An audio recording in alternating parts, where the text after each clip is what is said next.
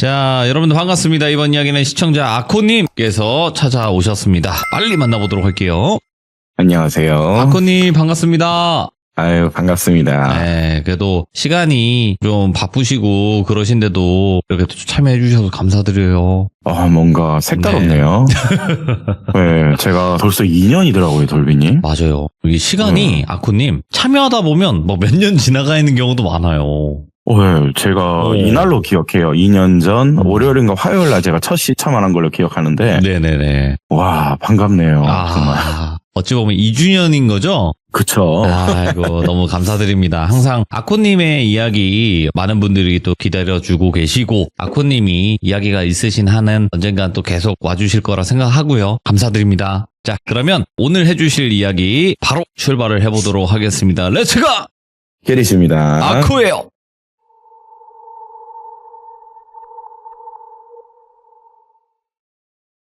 때는요, 2016년도. 이때로 기억을 하고 참 오래됐죠. 추운 날 있었던 이야기이고 제가 이거를 뭐 경험한 건 아닌데 우연히 또 이 사람을 보게 돼서 오늘 하나 들고 와봤는데 어느 날 산이 어머님께서요 저한테 전화가 오셨어요. 아코, 네 어머니 안녕하세요. 우리 지금 대구 팔공산에 미나리 먹으러 왔는데 니들도 올래? 엄마들 여기 다 왔는데 우리 아들은 여전히 전화를 안 받네. 그랬는데 그때 저희 집에 산이가 자고 있었거든요. 네, 어머니 얘 지금 자고 있다고 옆에서 깨울까요? 그러면 깨워서 오랜만에 아들도 얼굴도 보자. 삼겹살에 미나리 먹으러 오라고. 팔공산 자락은요 2월이면 첫 미나리가 나옵니다. 거기 하우스가 있거든요. 거기 가면 뭐 삼겹살이나 미나리 저희가 챙겨 먹을 수 있거든요. 제가 산이를 흔들어 깨워서 야, 너희 어머니 대구 오셨다고 보러 가자. 안 그래도 먹을 것도 지금 없고 밥 해먹기도 사먹기도 지겨웠는데 잘 됐다고.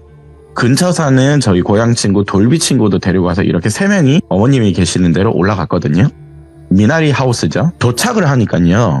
저희 엄마가 있더라고요. 저희 엄마도. 엄마는 왔으면 엄마도 아들한테 온 김에 전화를 하고 왜 산이 어머니가 나한테 전화를 하냐. 엄마도 전화해서 오라고 하지. 그런데 저희 엄마가요 대뜸 딱 저를 보더니 아들 5만원짜리 하나 줘봐. 인사도 없어요. 저희 엄마는요. 일단 두서없이 5만원 하나 주래요. 그래서 제가 꺼내드렸거든요. 엄마가 일어나서 어디론가 가려는데 엄마가 돈 들고 어디 가냐 하니까 쓸어가지 어디가 하고 그냥 가시는 거예요. 저희 엄마가 제가 엄마를 닮아서 그런지 말장난이 좀 있어요. 예. 또 말장난 시작이네. 그러려니 하고 엄마들이 준비한 삼겹살에 미나리 먹으면서 한 끼 때우고 있었는데 엄마가 손에 무겁게 낑낑대면서 고로쇠 수액 6개, 2박스를 낑낑거리면서 들고 오더라고요. 아니, 이건 또 어디서 가지고 오셨대? 어디 가냐 했더니 이것도 돈으로 사오셨구면, 우리 아들 5만원으로 이거 사왔지? 고로쇠물 사왔지? 딱 이러길래, 아들, 그리고 여기 있는 아들 친구들, 뭐든지 첫 수확이 좋은 거라고. 그 해의 첫 수확을 만약에 뭐 고로쇠나 미나리나 이런 걸 첫 수확 날에 딱 먹으면 잘 먹는 것도 중요하지만 언제 먹느냐도 사람 몸이 굉장히 중요하다. 이런 갑자기 진지한 소리를 하길래 우리 엄마 안 그러거든요. 진지한 면이 없어요. 제가 엄마를 많이 닮아서. 저희 엄마도 딱 봐도 그런 성격이라 저도 의아했는데 옆에 있던 산이가요. 저희 엄마한테 어머니 혹시 이거 오는 길에 트럭 좌판 하나 보이던데 거기에서 사오신 거냐 이렇게 말을 산이가 하니까 맞다고 거기 거라고. 거기 좀 장애 있는 사람이 안쓰러워 보여서 좀 사줬다. 말도 어느라고 좀 몸이 불편하고 좀 그런 것 같다. 이렇게 말을 하니까요. 산이가요. 어머니 정말 죄송한데 여기 고로쇠 수액 하나 까서 제가 마셔도 되냐니까 그러라고. 그렇게 해서 산이가 이걸 열어서 까 먹었거든요. 예? 근데 보통 1.5리터 페트병에 이게 고로쇠가 들어있거든요. 보통 새 거를 따면요. 소리가 뜨르르 따르르 나잖아요. 돌비님 이게. 근데 이게 소리가 안 나요. 그냥 열리더라고요. 그냥 누가 먹다 마신 것처럼. 얘가 흔들어서 그 고로쇠 물을 맛보는데 그럼 그렇지. 여전하네 이 새끼가. 이 인간 진짜 인간 안 될 놈이네. 이 말을 하는 거예요. 산이가요. 예. 너 이거 파는 사람 알아? 몇 번 봤어. 왜 그러냐고. 엄마들이 왜 물맛이 이상하냐고. 일단은 거기서 산이가요. 어머니들 걱정하실까봐 괜찮다고 그냥 저도 마시고 싶었다고 얼버무렸는데 저는 옆에 가까이 들었으니까 여전하다니 인간이라니 욕을 했으니까 야 말해봐. 일단은 어머니들 헤어지고 나서 돌비랑 나중에 3명이서 이야기하자. 그러길래 삼겹살 다 먹고 저희 어머니들도 본가를 가셔야 되니까 인사하고 헤어졌거든요. 그렇게 내려가면서 고로쇠물을 아까 저희 엄마가 판매하는 트럭을 갔어요. 근데 트럭을 가서 산이가요. 그 먹던 물 있죠. 자기가 먹던 고로쇠물을 들고 가서 확 던지더라고요. 던지면서 하는 소리가 야 이 새끼야 여전히 사기치고 다니고 있네 이거. 이게 고로쇠냐고. 이 새끼 이거 갱생된 줄 알았더니 아직도 이 떨고 있네. 저는 벙쪄있어 옆에 돌비가 야 왜 그러냐고 처음 본 사람한테 왜 그러냐고 하는데 야 그리고 아까 어머니가 그랬잖아 몸 불편하신 사람한테 왜 그러냐고. 그 물을 파시는 분들이 딱 봐도 저희 또래였거든요. 보통 이런 거 아저씨들이 팔고 그러는데 저희 또래여서 그래서 부모님들이 몸 불편하고 열심히 사준 것 같아서 저도 그렇게 생각을 하고 있었는데 산이는요 아까 마시던 고로쇠 페트병을 다시 한 번 더 들고선 집어 던지면서 야 너 이거 진짜 고로쇠 맞아? 딱 이 말을 하니까 갑자기 말이 어느라도 이 트럭 사람이 오랜만이네? 한동안 안 보이더니 오랜만이네? 산이한테 이러는 거예요. 그 말을 하면서 주섬주섬 이제 자판을 정리하더라고요. 트럭에 물건을 하나둘 정리하고 싣고 있는데 옆에서 저는 왜 그러냐고 너 이거 아는 사람이야? 이 고로쇠물 아니라고 하면 이거 뭐야? 이렇게 말을 하니까 이 새끼 이거 물이랑 고로쇠 섞어가지고 고로쇠물 먹으면 약간의 단맛이 있거든요. 어디서 단맛을 감미해서 전마가 제조한 물이라고 그러더라고요. 쉽게 말해서 가짜물이죠. 너 이거 그럼 넌 이거 어떻게 알아? 일단 이 사람은 어찌됐든 간에 뭐 우리는 처음 본 거고 너는 이거 여전이란 말 나왔으니까 많이 봤다는 거잖아. 우리 선생님. 자 여기서 선생님은요 산이가 한때 신기를 눌린다고 기거하며 지내던 무당 선생님이 계세요. 시참에 여러 등장한 분이시죠. 우리 선생님이 당뇨가 있어서 좀 심하다. 그래서 해마다 아까 너희 어머니 말씀처럼 고로쇠 수액을 해마다 이 추운 겨울에 사서 드신다. 근데 이 청년이 몸도 불편하고 말도 어눌하게 당시 해서 안쓰럽다고 몇 년을 여러 번 사줬는데 어느 날 이 새끼가 파는 걸 드시곤 당 수치가 오히려 높아지더라. 고로쇠물을 먹었는데. 그래서 병원에 가서 시겁한 적이 있다. 그래서 알아보니까 노발대발해서 범인이 임마니까 전화해서 찾아갔더니 증거 있냐고 아주 발뺌을 하더라. 여기 있는 물건 중에 찐 고로쇠도 있긴 있었나 봐요. 찐 고로쇠 수액도 있는데 몇 개는 가짜죠. 제조해서. 너무 괘씸해서 우리가 알아봤다. 근데 그 알아보는 와중에 이 새끼 멀쩡하다. 장애인 척 하면서 장사하고 사람들 감성 먹여서 장사하고 아주 못된 놈이라고. 아마 너희 어머니도 아까 장애 몸 불편 그 말 하셨잖아. 아마 안쓰러운 연기 했을 거라고. 그거에 어머니가 휘말려서 지금 사신 걸 거라고. 저희 어머니가 정에 약하시거든요. 그 말을 들으니까 전화 옆에 돌비도 이제는 욕이 나오죠. 와, 이거 먹는 걸로 장난치는 놈이네. 좀 언성 높여서 싸우기 시작했어요. 돈 내놓으라고 아까 우리 엄마가 5만 원 주고 사온 거. 아무래도 주변에 큰 소리가 나다 보니까 그때가 주말이었거든요. 하나둘 구경꾼들이 모여들기 시작했어요. 그 와중에 어떤 사람이 저희 쌓인 와중에 아저씨 고로쇠 저희도 한 박스 주세요. 어떤 여성분이 물어보면서 사더라고요. 사려고 하는데 갑자기 트럭에 고로쇠 파는 이 물 파는 놈이 야 젊은이한테 나 안 팔아 꺼져 이러는 거예요. 뭐야 이거? 옆에 또 저희들도 왜 또 여자한테 시비지? 근데 이 여자분도 이걸 들으면 기분 나쁘잖아요. 아니 왜 이렇게 싸가지 없게 하냐 하면서 막 여성분도 막 딱딱딱딱 그러면서 막 쏘아 붙이더라고요. 아니 어디 여자가 남자한테 큰 소리야. 난 젊은이한테는 안 판다고. 아가리 닥치고 꺼지라고. 이 말이 여성분은 더 화가 나서 자기 부모님한테 하소연하러 뛰어가더라고요. 그리고 저한테는요 갑자기 5만 원 던지면서 기분 역같네 가져가라 씨 이러면서 다시 보지 말자 그러고 트럭을 타고 가더라고요 그대로. 네. 저랑 돌비 산이는요 저 새끼 뭐냐 미친놈이네 한 대 치고 싶은데 참는다 저희끼리 말할 거 아니에요. 저희도 씩씩대고 있었는데 산이가요 나 근데 저 사람 연락처도 알아. 연락처 안다고? 알지. 왜 몰라. 아까 말했잖아. 선생님 당뇨가 심해서 겨울이나 봄 되면 고로쇠 수액을 주문하고 사러 마시는데 저 사람도 우연히 알게 돼서 고로쇠 수액 나도 자주 시켰고 택배도 여러 번 시켰다. 근데 알고 보니 아까 말대로 제조된 물이었고 저 인간 전국 방방곡곡 다니는 또 지역 행사 다니면서 트럭에서 파는 사람 있죠. 국도 옆에서 트럭에서 물 팔고 옥수수 파고 그런 사람이라고. 그런데 젊은 나이에 우리 또래인데 왜 저런 일을 하고 산대? 내가 이야기해 줄 테니까 한번 들어봐라. 이렇게 된 사연이거든요. 우리 선생님이 예전부터 이런 말을 하시더라. 저 사람 고로쇠 배달 왔을 때부터 그냥 시킨 건 사실 아니었다. 저 사람 옆에 죽은 지 오래된 신할머니가 있대요. 그러니까 쉽게 말하면 무당이에요, 이분도.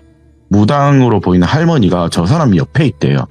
야, 신할매 소리 들을 정도면, 그런 분이 옆에 있는 거면 신받은 사람 입장에서는 뭐 안타깝기도 하고 이래서 물건을 사주기도 한대요. 그런 가족분들한테. 사연이 있겠거니 해서 우리 선생님도 이해하고 선행을 나름 베푼 건데, 저렇게 먹는 걸로 장난이나 치고 자빠졌고 싸가지 밥 말아먹게 행동하고 참 이상한데 선생님 이제 그만 사주시라고. 그런데 선생님은 그러려니 하시더라. 살다 보면 그럴 수도 있지. 언젠가는 옆에 있으신 신할매 영가분께서 노하시지 않겠냐고. 그러다 어느 날요, 법당에 고로쇠 배달 온 적도 있던 사람이라서 위치를 알거든요. 저 사람이 오렌지 한 봉투랑 5만 원짜리를 넣어서 찾아온 적이 있었대요. 우리 선생님한테 딱 하는 말이 돈이 없어서 드릴 건 이것뿐이라고. 정말 죄송한데 뭐 가짜물 팔아서 죄송하다. 근데 무당이 왜 내 팔자 안 하면 봐주십사. 뻔뻔하게 찾아왔다. 그 소리를 하더라, 이 인간이 와선. 근데 그걸 본 선생님이 되레 환하게 웃으면서 그러면 이제 좀 정신을 차릴 거냐. 남 안 속이고 정직하게 살 자신 있냐. 타일렀대요. 몇 년을 봤으니까 그래도. 근데 딱 그 말을 했는데 옳게 살면 당연히 나도 이제 인간 돼서 그렇게 살 수 있습니다. 근데 옆에 산이가요. 옳게 살면? 야, 이 미친놈아. 옳게 사는 건 사람이 당연하게 그렇게 사는 거다. 근데 무슨 유하듯이 옳게 살면 당연히 그럴 수 있다니. 이거 아직 정신 못 차린 것 같은데요? 이렇게 말을 했대요. 네. 우리 선생님이 몇 년간 너한테 사준 게 얼마냐. 고로쇠부터 미나리부터 고구마부터 뭐 네가 배달할 때 우리가 몇 년 사준 게 얼마냐. 이렇게 가짜 물 이런 게 몇 년간 파는 거 신고 안 하는 거면 너 다행으로 하려고. 야, 이거 호랑 말고 같은 자식아. 당시 산이가 욕을 세게 했대요 또. 네. 그래도 옆에 선생님은 말리시면서 이제부터라도 바르게 산다고 하니까 그러면 총각 직업전문학교라도 가서 기술 같은 거 배워라. 그리고 그 기술을 배워서 취업하라고. 그럼 잘 될 거라고 말을 하니 예. 갑자기 이 트럭 남자가 아이고 재수없게 쉬리 우리 죽은 할머니랑 똑같은 소리를 하고 있네. 우리 할머니도 예전부터 그러더라고요. 남자는 기술이 짱이다. 예. 기술만 배우면 잘 먹고 잘 산다고. 아, 이 노땅들이 하나둘 같은 그런 소리 하니까 너무 싫더라. 그 말을 하는데 야, 총각, 옆에 계신 돌아가신 신할머니께서 바램으로 여기고 계신다. 옆에 있는 할머니 귀신으로 지금 있다니 옆에. 근데 여기 왜 있는지 모르겠는데 나한테 얘기 좀 해주겠냐? 아, 뭐 눈치챘을 거 아니에요. 우리 할머니도 한때 용한 무당이었다고. 근데 진짜 용한 분이신가 보네. 우리 죽은 할매가 보입니까? 그 말에 선생님이 너 옆에 할머니 항상 걱정스레 계신다고. 나보다도 한때 훨씬 높으신 신할매 분이라고. 무당이 다른 무당한테 신이라고 얘기 안 한다. 근데 우리가 지금 뭐라고 하냐. 너희 돌아가신 할머니 보고 신할매라고 하지 않느냐. 왜 너 같은 놈 지켜주는지 모르겠는데 돌아가신 할머니 생각해서 정신 똑띠 차리라고. 선생님이 이렇게 타이르듯이 훈계를 계속 하셨대요. 그런데 여기서 먼발치에서요. 산이가 눈이 되게 좋거든요. 먼발치에서 뭔가 이상한 게 하나 보이더래요. 나도 이 사람이 물건 팔러 여러 번 와서 몇 번을 보긴 봤는데 신할매도 스치든 여러 번 봤는데 오늘은 신할매도 당연히 앞에 가까이 있으니까 자세히 보이고 그런데 내 눈에 먼발치에 이 고로쇠 파는 트럭 남자랑 비슷하게 생긴 남자 영가가 서 있대요. 한 50m 전방에. 선생님 이거 저기 먼발치에 이 사람하고 비슷하게 생긴 사람이 서 있다고 귓속말로 선생님께 얘기를 했대요. 선생님은 눈이 이제 나이가 있으셔서 좀 안 좋으셔서 그제서야 먼발치에 있는 걸 가까이 가서 좀 봤대요. 그러면서 선생님이 무릎을 탁 치면서 이 신할매가 왜 총각 옆에 붙어 있는지 이제 알겠다. 어쩐지 너처럼 흉한 놈도 손자라서 지키는 건가? 안쓰러워서 지키는 건가 했는데 이유가 따로 있었는 것 같네. 이 말을 하니까 그 고로쇠 파는 트럭 남자가 왜요? 뭔데요 그게? 야, 너 만약 옆에 계신 할머니 없으면 너 진즉 죽었을 거라고. 뭔지 모르겠는데 너랑 비슷하게 생긴 사람이 저기 몇십 미터 떨어진 곳에 너 죽일 듯이 너를 보고 있어. 아까 말했듯이 너 돌아가신 할머님한테 감사해야 된다고. 제사는 못 지내줄 망정 가끔 묘지라도 가서 절이라도 하라고. 무덤 관리라도 꼭 하라고. 이 말을 했음에도 이 트럭 남자가 뭔가 놀라지가 않더래요. 그런데 딱 이 트럭 남자가 이 소리를 들으면서 그 새끼야 혹시? 와, 그 새끼 아직도 귀신 돼서 내 근처에 있어? 와, 짜증나네. 이랬대요, 산이한테. 오. 그 새끼 귀신 돼서 내 옆에 있어? 저기요 무당쌤, 내 돈 얼마 주면 이 귀신들 떼줄 수 있냐고. 할머니도 내 옆에 있다고 했죠. 사실 내 되레짐작 하는데 아마 사촌동생일 거라고. 나랑 비슷하게 생겼다며. 얼마면 떼줄 수 있냐고. 이렇게 또 시건방지게 이해를 하는데 선생님은 한없이 그래도 웃으세요. 타일러로 보려고 하는지. 아, 비슷하다 했더니 사촌이었구만. 예, 사촌입니다. 사실은 어디 좋은데 같이 놀러 가다가 내가 젊은 패기 시절 실수로 좀 술 좀 먹고 음주 사고를 냈는데 예. 아마 저 전마일 거라고. 전마가 죽었습니다. 뒤에서. 나는 에어백이 닳아서 살았는데 아무튼 거기 내 사촌은 죽었다. 어릴 때부터 공부도 잘했고 여자한테 인기도 많았고 나랑 1살 차이라서 학교도 서울 명문 쪽으로 대학을 갔는데 나 때문에 저렇게 죽었다고 원한이 진 것 같은데 좀 떼주소. 계속 떼달라 이러는 거예요. 옆에 있던 산이가요. 먼발치 있는 그 영가를 향해 갔대요. 왜 죽일 듯이 노려보고 있는가 그때는 궁금해서 갔는데 그때는 산이가요. 신발이 극에 달할 정도로 좋았던 시기예요. 그 근처를 가니까요. 정말 영가의 눈이 트럭 남자만 향해 바라보고 있어요. 귀신을 보는 산이가 가까이 와도 그 사람만 바라보며 분노를 표하고 있더래요. 그걸 보고 나서 산이가 다시 선생님에게 돌아와서 현재의 영가 상태가 저렇다고 말을 하니까 관세음보살 갑자기 그러면서 이 선생님이 저기 옆에 계신 신할매요. 신당 안에 들어가서 얘기 좀 할까 했는데 그 트럭 남자가 갑자기 아니 이 사람들 지금 뭔 소리 하냐고. 당신들의 허공에다가 무슨 말 하냐고. 갑자기 얘도 이 트럭 남자도 허공을 향해 야 이 땡땡땡 쌍놈의 새끼야 내 주위에서 당장 꺼지라고. 너 한때 다 가졌잖아. 다 가졌잖아 막 이러면서 소리를 지르대요. 내가 네 여자 네 가시나 꼬셨다고. 혹시나 그런 거냐고. 좀 꺼져라. 시간이 많이 지났다 아이가 꺼져라. 막 그걸 듣는데 선생님도 놀라고 산이도 놀랬대요. 갑자기 소리를 치니까. 그럼 그렇지. 너 네 사촌 말고도 또 불경한 짓 저지른 적 있지. 있으니까 자가 못 떠나고 네 주위에 맴도는 거 아니냐고. 니네 옆에 신할매도 지금 고개 절레절레 저으면서 쯧쯧쯧 거리시는 표정이다. 아니 어이 들어보소. 사실은 음주 사고 낼 때 뒷좌석에 사촌 동생이 여자친구도 있었대요. 사촌은 죽긴 했지만 여자친구도 그때 교통사고에 큰 사고를 입어서 팔 하나를 잃었고요. 손목이라고 해야 되겠죠. 그리고 전체 몸에 신경이 좀 잘못됐나 봐요. 몸 걷는 게 불편하대요. 결국엔 지 때문에 음주사고로 다 사고가 난 건데 자기는 그렇게 재활치료도 장기간 하고 시간이 흘러서 당신은 지도 미안했는지 찾아갔대요. 야도 힘들게 살고 있더라. 보육원 출신이라 그런가. 내가 남자아이요. 그래도 내가 남자된 도리로서 이 집도 절도 제대로 없는 장애까지 된 여자 책임져야 되겠다 싶어서 우리 부모님한테 허락받고 여차저차 이 여자를 또 꼬셨나 봐요. 사촌 동생의 전 여자친구죠. 근데 그게 뭐가 잘못됐는겨. 옆에 듣던 산이가요. 야 허락하에 될 곳 산 게 중요한 게 아니다. 너 그 여자 꼬셨다고 했지. 다시 말하지만 허락하에 될 곳 사는 게 중요한 게 아니다. 그 여자친구 너 어떻게 데리고 살았냐. 그게 중요한 거다 이 미친놈아. 영가가 원혼기 직전까지 와서 주위에 맴도는 거면 보통 화가 난 거 아니다. 그것도 사촌이라면 가족인데. 자 여기서부터는요. 제가 들었던 이야기가 제대로 아닐 수도 있습니다. 여러분. 이 예. 내용은 산이를 통해서 저희가 들은 거기 때문에 앞에 욕도 좀 듣기 거북할 수도 있으니 정말 죄송스럽고요.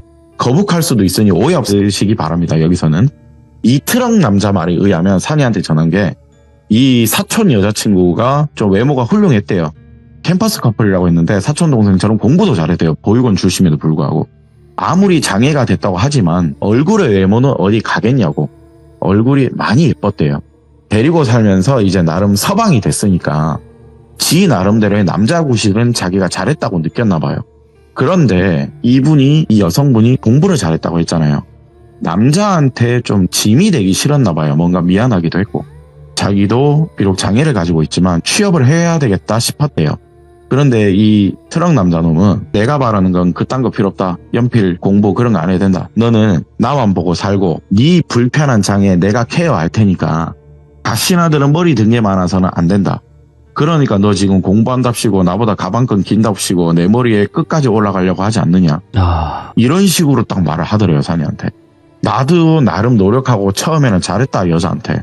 근데 자꾸 공부한다니 뭐하니 뭐 훈계하니 가방끈이 기니까 나한테 저런 식으로 자꾸 얘기하니까 나도 짜증이 나더라. 내 나름대로의 도저히 안 되겠다 싶어서 세벌을 좀 못된 짓을 했다 이러더래요. 그러더니 뭐 온순해지고 착해졌다는데, 자, 여기서 못된 짓은 좀 과했습니다. 폭력을 썼거나 뭐 좀 그랬겠죠. 그러더니 이 여성분이 좀 몸이 불편하고 장애가 있다 보니까 어느 순간은 착한 척 연기를 한 건지 착해졌대요. 그런데 어느 순간에 어디선가 야를 데리고 갔는지 갑자기 내가 데리고 있던 이 여자가 사라지더라.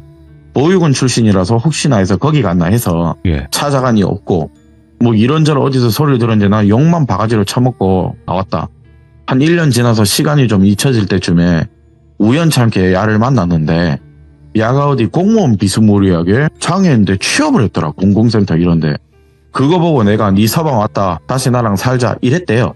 그런데 나를 벌레 보듯 보는데, 또 거기서 내가 야마가 돌아가지고 내 나름대로 장애 있는 사람 끝까지 나는 책임져 주려고 찾아간 긴데, 이게 나를 배신하는 느낌이 들어서 내가 또 행패를 좀 부렸다.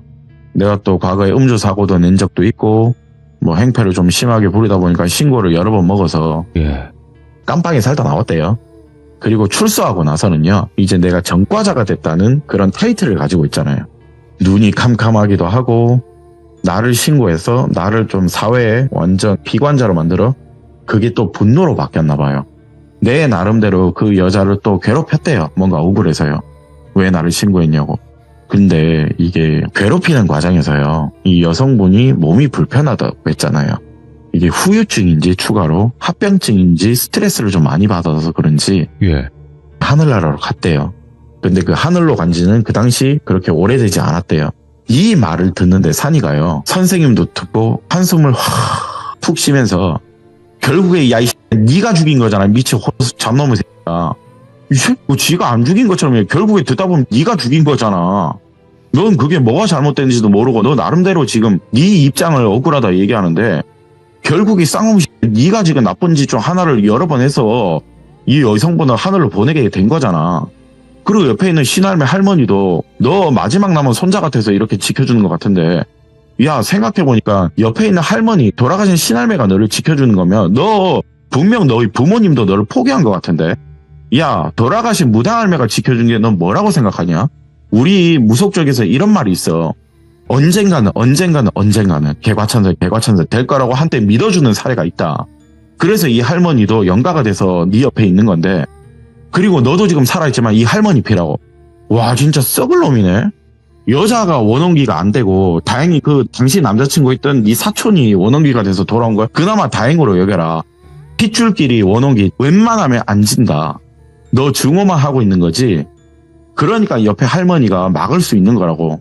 절대 우리가 뭘 해주지도 않을 거고 딱히 예. 해줄 것도 없다. 너 정신 똑바로 차려서 인간 되라.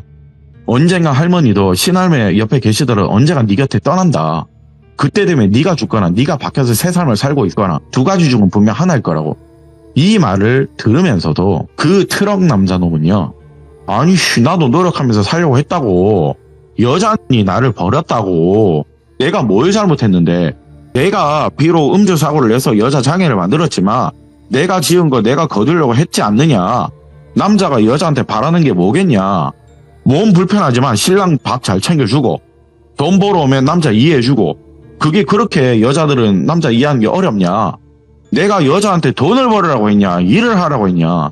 사람은 서로 이해관계를 맞추면서 사는 거 아니냐, 사랑만 하면. 근데 옆에서 산이가 좀 어른스러운 기질이 있거든요, 어릴 때부터. 그 말을 듣고 산이가 또 분노에 차서 했던 말이 있었대요. 자, 이건 오해하지 마십시오, 여러분들. 못 배운 새끼들이 하는 소리가 항상 같은 말이 있어. 이 아이 못 배운 새끼다. 장님도 눈이 안 보이지만 꿈을 꾼다. 몸이 불편한 장애인들도 하고 싶은 게 있고 꿈을 꾸고 사랑도 하고 싶어 한다. 그걸 넌 이해라고 지금 말하냐? 넌 지금 그 말을 네가 그렇게 사니까 그 여자분도 돈을 벌려고 최대한 자기만의 너한테 짐이 안 되려고 노력을 하고 있는 건데, 너는 네 이해관계가 아니라고 끝까지 네 욕심적인 말만 채우려고 하지 않냐. 야, 이 병신 새끼야. 네 부모가 너를 버린 이유를 아직도 모르겠냐. 죽은 할매가 널 지키고 있다고 지금 말하지 않았냐. 근데 네 부모가 널 인간 취급 안 하는 거 그건 모르겠냐. 네가 이런 놈인데 누가 누굴 네 나름대로 이해한다 짓거리냐. 아, 진짜 보기 싫다. 선생님 옆에 이 새끼 이거 꺼지라고 해야 된다고. 내가 보기에 너 절대 개과천선 안 될 놈이라고. 바뀌지 안 될 놈이라고. 그렇게 말하고 일단은 그때는 내쫓았대요. 그렇게 시간이 지나고 한 5일 정도 지났다는데 선생님께서 다음날 아침에 일어나서 산이한테 얘기했던 게 있대요. 저기 산이 총각, 그 고로쇠 파는 그 총각 있지. 그 돌아가신 할머니가 내 꿈에 나왔다. 그 신할매가. 근데 그때 옷차림이 조금 다르더라. 고운 한복을 좀 입고 계시던데 내 꿈에 나와서 좀 부탁을 좀 하는 것 같다. 말은 안 하시지만. 어떤 부탁을 하던가요? 나한테 대출을 주면서 뭔가를 말은 안 했지만 내가 이걸 뭘 해야 될지 알겠다. 그렇게 꿈에 나오셨대요. 선생님 꿈에. 붉은 대추를요. 불에 그을려서요. 깨끗한 생수를 한 잔을 넣어서 이 트럭 총각을 마시게 해야 될 것 같대요. 그리고 날출자 부적 하나를 주라고 하셨대요. 산이 총각이 미안하지만 저 트럭 친구한테 전화해서 좀 오라고 해야 될 것 같다. 내가 이걸 이 신할매가 부탁한 걸 좀 들어줘야 될 것 같다. 이 말씀을 산이한테 했는데 산이도 좀 탐탁진 않았지만 다음날 전화를 했대요. 그 고래새 팔던 총각이 저녁쯤에 일을 끝나고 왔대요. 그리고 산이가 또 얘기를 한 게 네 놈을 정말 돕기가 싫은데 너희 할머님이 우리 선생님 꿈에 나왔다. 좋아서 하는 거 절대 아니니까 개소리 하지 말고 오해도 하지 마라. 그리고 산이가 부적을 하나 써주고 그리고 불에 그을린 붉은 대추를요. 몇 개 그을려서 그릇에 담아서 생수를 넣어서 마시겠대요. 예.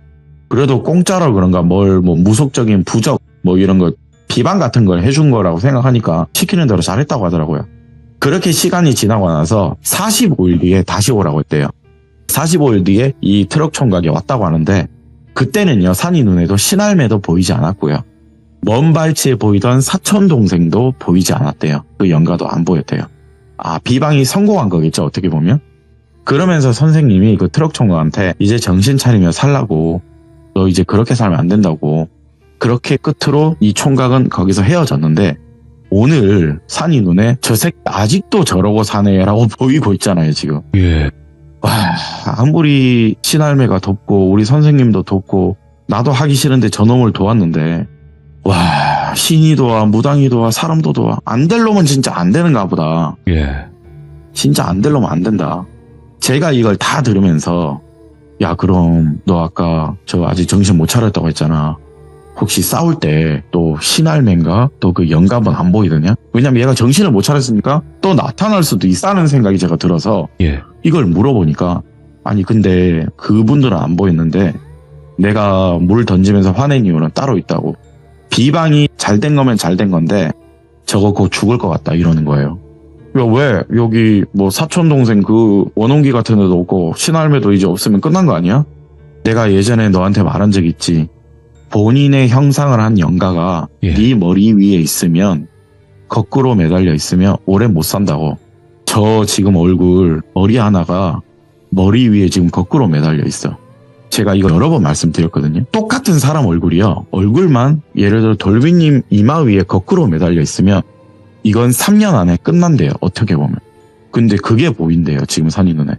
저놈아가 지금 그래. 와, 그럼 자기 업보대로 가는구나. 이 말을 끝으로 고로쇠 파는 트럭 남자의 사연을 오늘 하나 들고 온 게 있어서 여러분들께 전달해 드립니다. 정말 항상 느끼지만 아코님께서는 이야기를 진짜 너무 잘 전달을 해주시는 분 중에 한 분이시고, 그리고 아코님 이야기를 듣다 보면 화도 많이 나요, 항상. 아유, 죄송합니다. 아니. 화도 많이 나지만 그 안에서의 또 여러 가지 뭐 영적인 일들, 그리고 또 사람이 또 무서울 수 있는 이야기들까지 같이 포함이 되어 있다 보니까 좀 더 시청자분들이 분노하는 분들은 분노하시는 거고, 아, 그래도 교훈이 있다 이렇게 생각하시는 분들도 또 있는 것이고, 여러 가지 감정이 많이 드는 그런 이야기 들려주셔서 감사드립니다. 고맙습니다. 감사합니다. 네, 다음에도 좋은 날 와주세요. 다음 주 목요일 날 뵙도록 하겠습니다. 감사합니다. 네. 네. 자, 오늘 아코님께서 또 어마무시한 이야기를 들려주셨습니다. 그리고 우리 귀족님들도 이 이야기에서 나온 것처럼 사실상 우리가 남들에게 피해를 안 주고 사는 게 가장 좋지만 꼭 내가 피해를 주지 않으려고 해도 피해를 주거나 이런 경우들도 많거든요. 내 의지와는 다르게. 그래서 많은 생각이 드는 그런 이야기였던 것 같고요. 그리고 여러분들의 생각은 어떤지 댓글로 꼭 남겨주시길 바라겠습니다. 감사합니다.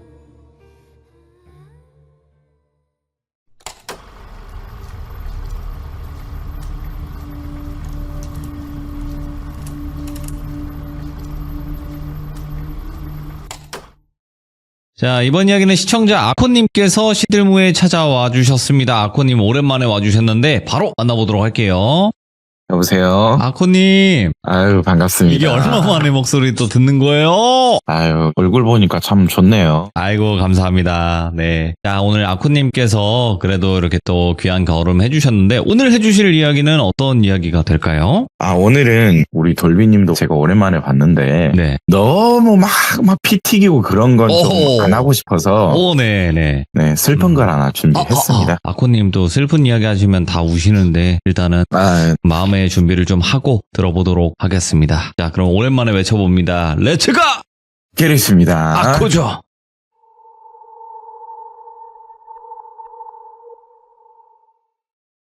오늘 사연은요, 무당분에게 이야기를 하나 듣게 된 게 있어서 들고 와봤습니다. 예. 이분은 저보다 8살이 많은 여성 누나이시고 과거 산이와 인연이 있게 되어서 저도 우연찮게 인연이 같이 같아져서 이제는 저한테는 아는 누나죠. 제가 돌비 공포 라디오를 하는 걸 당연히 알고 있고요. 그리고 한 작년쯤에 제가 이 사연을 들었던 겁니다. 이 누나의 이름은 선영이라고 하겠습니다.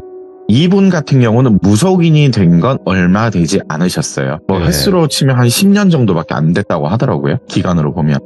여행을 굉장히 좋아했던 젊은 학창시절, 경치나 풍경을 특히나 좋아했대요. 그런 곳으로 여행을 많이 다니셨고 집안 자체가 굉장히 유복해요. 전라도 여성분이신데 속설에는요, 전라도에 이런 말이 있더라고요. 저도 이 당시 이 누나한테 이걸 들었거든요. 예? 야, 전라도에는 이런 말이 있더라. 전라도에서는 주먹 자랑하지 말고 얼굴 자랑도 하지 말고 마지막에 허세 같은 돈 자랑하지 말아라. 그 정도로 이 누나 집안이 삼박자가 다 갖춰진 집안이래요. 예. 안타깝다면 그 길을 하필 이 선영이라는 사람이 걷게 됐어요. 바로 이제 무속의 길이죠. 이 무속길을 받아야 한다는 결정적인 계기가 된 사건이 있었었는데 공통적으로 여러 무속인분들도 겪겠지만은 심한 몸살 감기, 원인 모를 여러 질병이 동반이 되면서 몸에 굉장히 극심한 통증이 온다고 하더라고요. 그건 산이도 마찬가지였고요. 그 다음이 무엇인가 보이는 현상들이 나타나요. 저건 사람이 아니다. 이때부터는 드디어 왔다. 왜 나한테 이게 왔냐?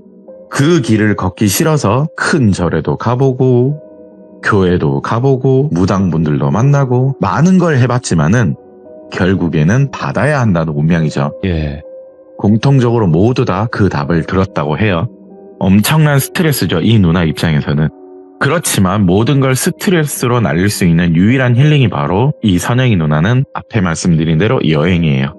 국내뿐만 아니라 해외 이곳저곳을 다니면서 여행을 하셨는데 그런데 어느 특정 해외여행을 가고 난 이후로 이 사연의 시작이 드디어 됩니다.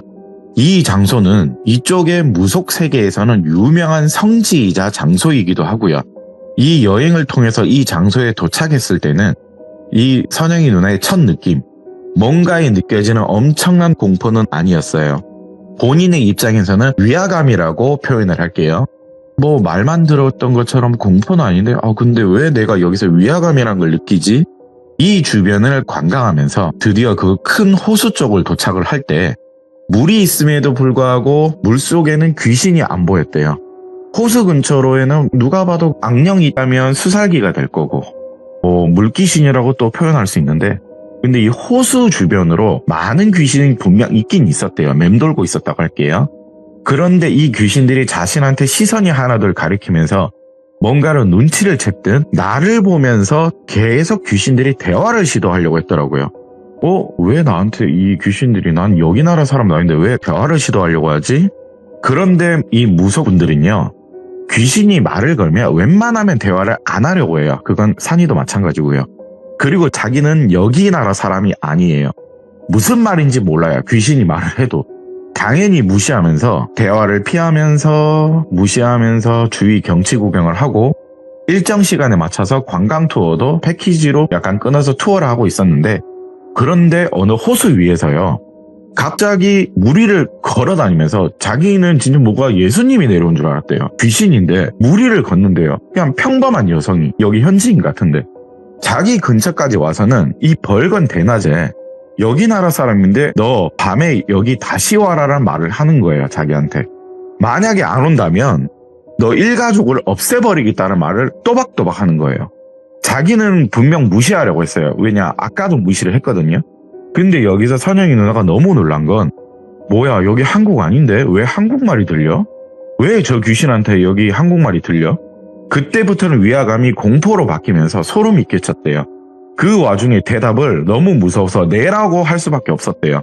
뭐지, 내가 대답을 왜 했지? 뒤늦은 후회를 했고 이 복잡한 심경에 손이 많이 달달달달달 떨렸대요. 왜냐, 귀신하고의 대화 속에서 약속은 반드시 지켜라. 과거 무속의 길을 걸으셨던 증조 할머니께서 해주신 이야기가 생겨났대요. 들어주지 못하면 무시하고 대꾸를 하면 안 된다. 그런데 대답을 해버렸어요. 이 이야기를 같이 온 일행 친구가 있었대요. 자신의 사정을 아는 친한 친구여서 이거를 얘기를 하니까 아유, 그러면 와야지. 밤에 이 장소로 다시 오게 됐다고 하더라고요. 그 당일날 밤 다시 온 이 호수에는요, 낮에 보였던 많은 귀신들은 안 보였대요.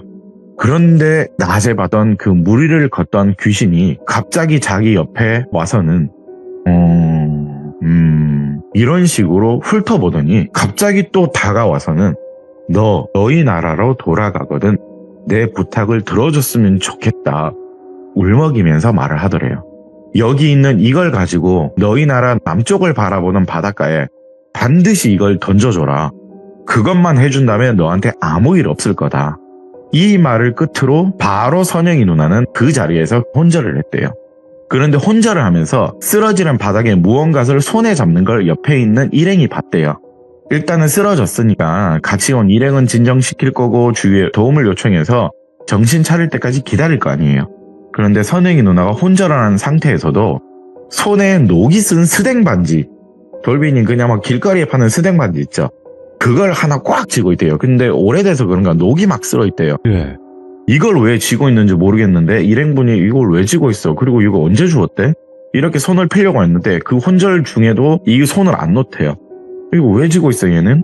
그렇게 일어나니까 이걸 버려야 한다는 생각이 아니라 이 선영이 누나도 자기도 모르게 이 가방을 넣었대요. 그냥 자기 소지품 마냥. 그리고 뭔가의 불길한 상황 속과 이 공포스러운 환경이 너무 소름이 끼쳐서 여기는 한국이 아닙니다. 기존 일정보다 조금 앞당겨서 빨리 한국으로 돌아왔대요.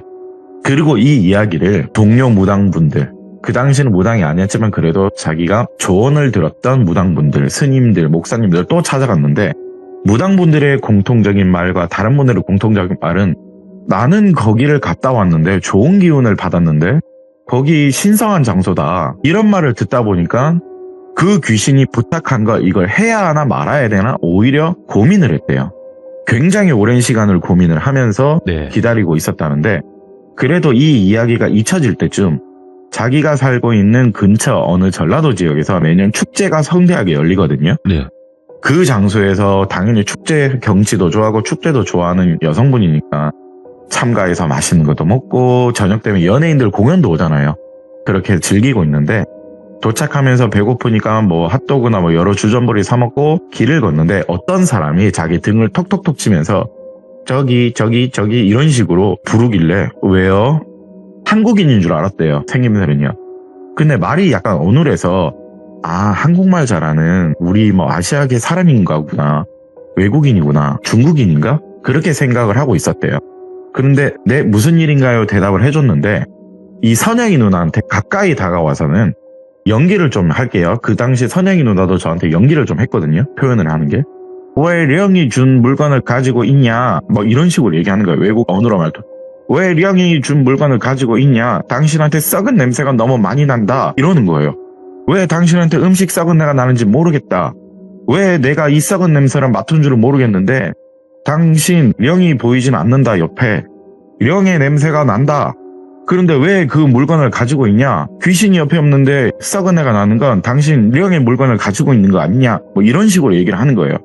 혹시 당신 우리 고향을 갔다 오지 않았냐? 마지막 말이 이거예요. 혹시 그 고향에서 뭐 받아온 거 없냐? 이 말에 선영이 누나가 너무 놀라서 아니 그거 어떻게 알았냐?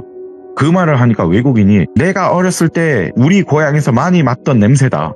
정확하게는 내가 많이 봤던 귀신의 냄새다 라고 말을 하니까 예. 선영이 누나가 당신이 살던 지역이 혹시 바이칼이냐, 그 바이칼 호수 마을이냐 하니까 맞대요.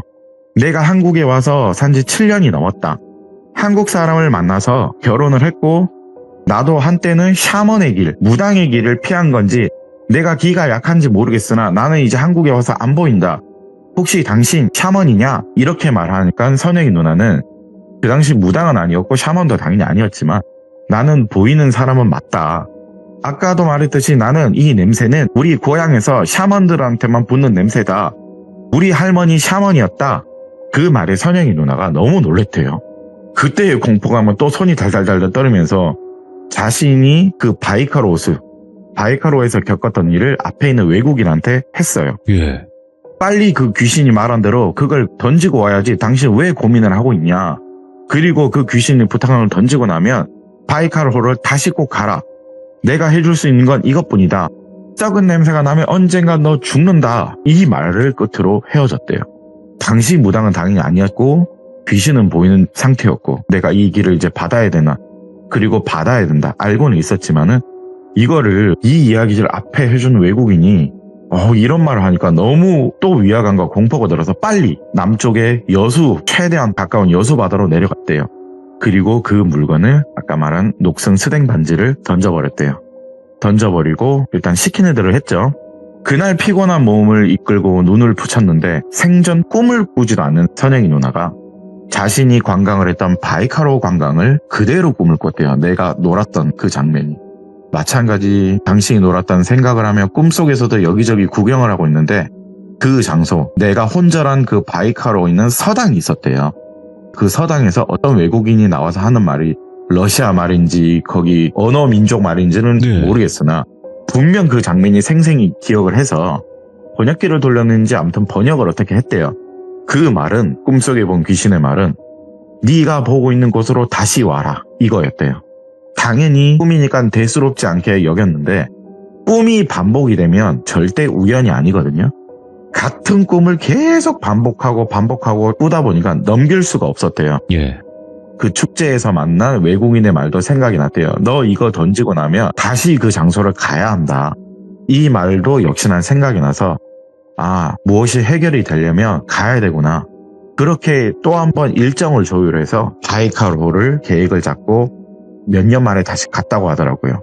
그리고 그 귀신을 본 호수가, 여러분들도 당연히 눈치채신 분들이 있을 거예요. 이 호수가 어떤 호수인지 아시는 분들이라면 러시아의 바이칼호입니다. 여러분들, 여기는요 무당의 최초 성지라고 합니다. 샤먼의 성지라고도 말할 수 있고요, 우리나라식으로 표현하면 무당의 고향입니다. 여러분들, 우리나라 무속인 분들이 이곳에 와서 굉장히 많은 기도를 드리는 곳이고요. 그리고 제 친구 산이도요 여기를 3번을 간 적이 있어요. 왜냐, 나는 이 길을 받고 싶지 않아서 혹시나 하는 마음에 갔던 좀 안타까운 시절에 갔었어요. 왜 여기가 무당의 고향, 세계적으로 보면 샤먼의 성지라는 이런 소리를 듣게 되는지는 모르겠어요. 저도 전설들과 추측에 내려오는 거죠. 네. 왜 바이카로가 무당의 성지, 무당의 고향인지 일단 패스할게요. 이 부분은 전설이니까. 이 선영이 누나가 꿈속에 봤던 그 장소를 도착을 하고, 그리고 과거 제가 여행을 했던 이 장소에 도착을 하니까 아직 나는 정식 무당은 아니지만 뭔가 여기서 내가 경험했고 신기 같은 걸 나도 이제 인정을 해야 된다 보이니까 네. 자신도 모르게 미리 준비한 향이 있었대요. 지성기도를 드렸대요.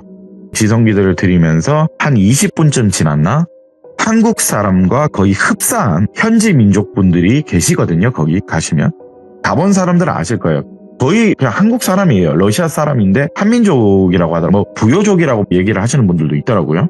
그런데 거기서 한국 사람으로 생김새가 비슷한 어떤 여성분과 10살 정도로 돼 보이는 꼬마 아가씨가 선영이 누나한테 다가와서는 종이에 싸져 있는 뭔가를 건네주는 거예요. 말없이 그걸 받았대요. 거기 안에는 따뜻한 만두가 있대요. 그 만두를 받은 선영이 누나가 고민을 안 했대요. 이거 먹어야 될 것 같다.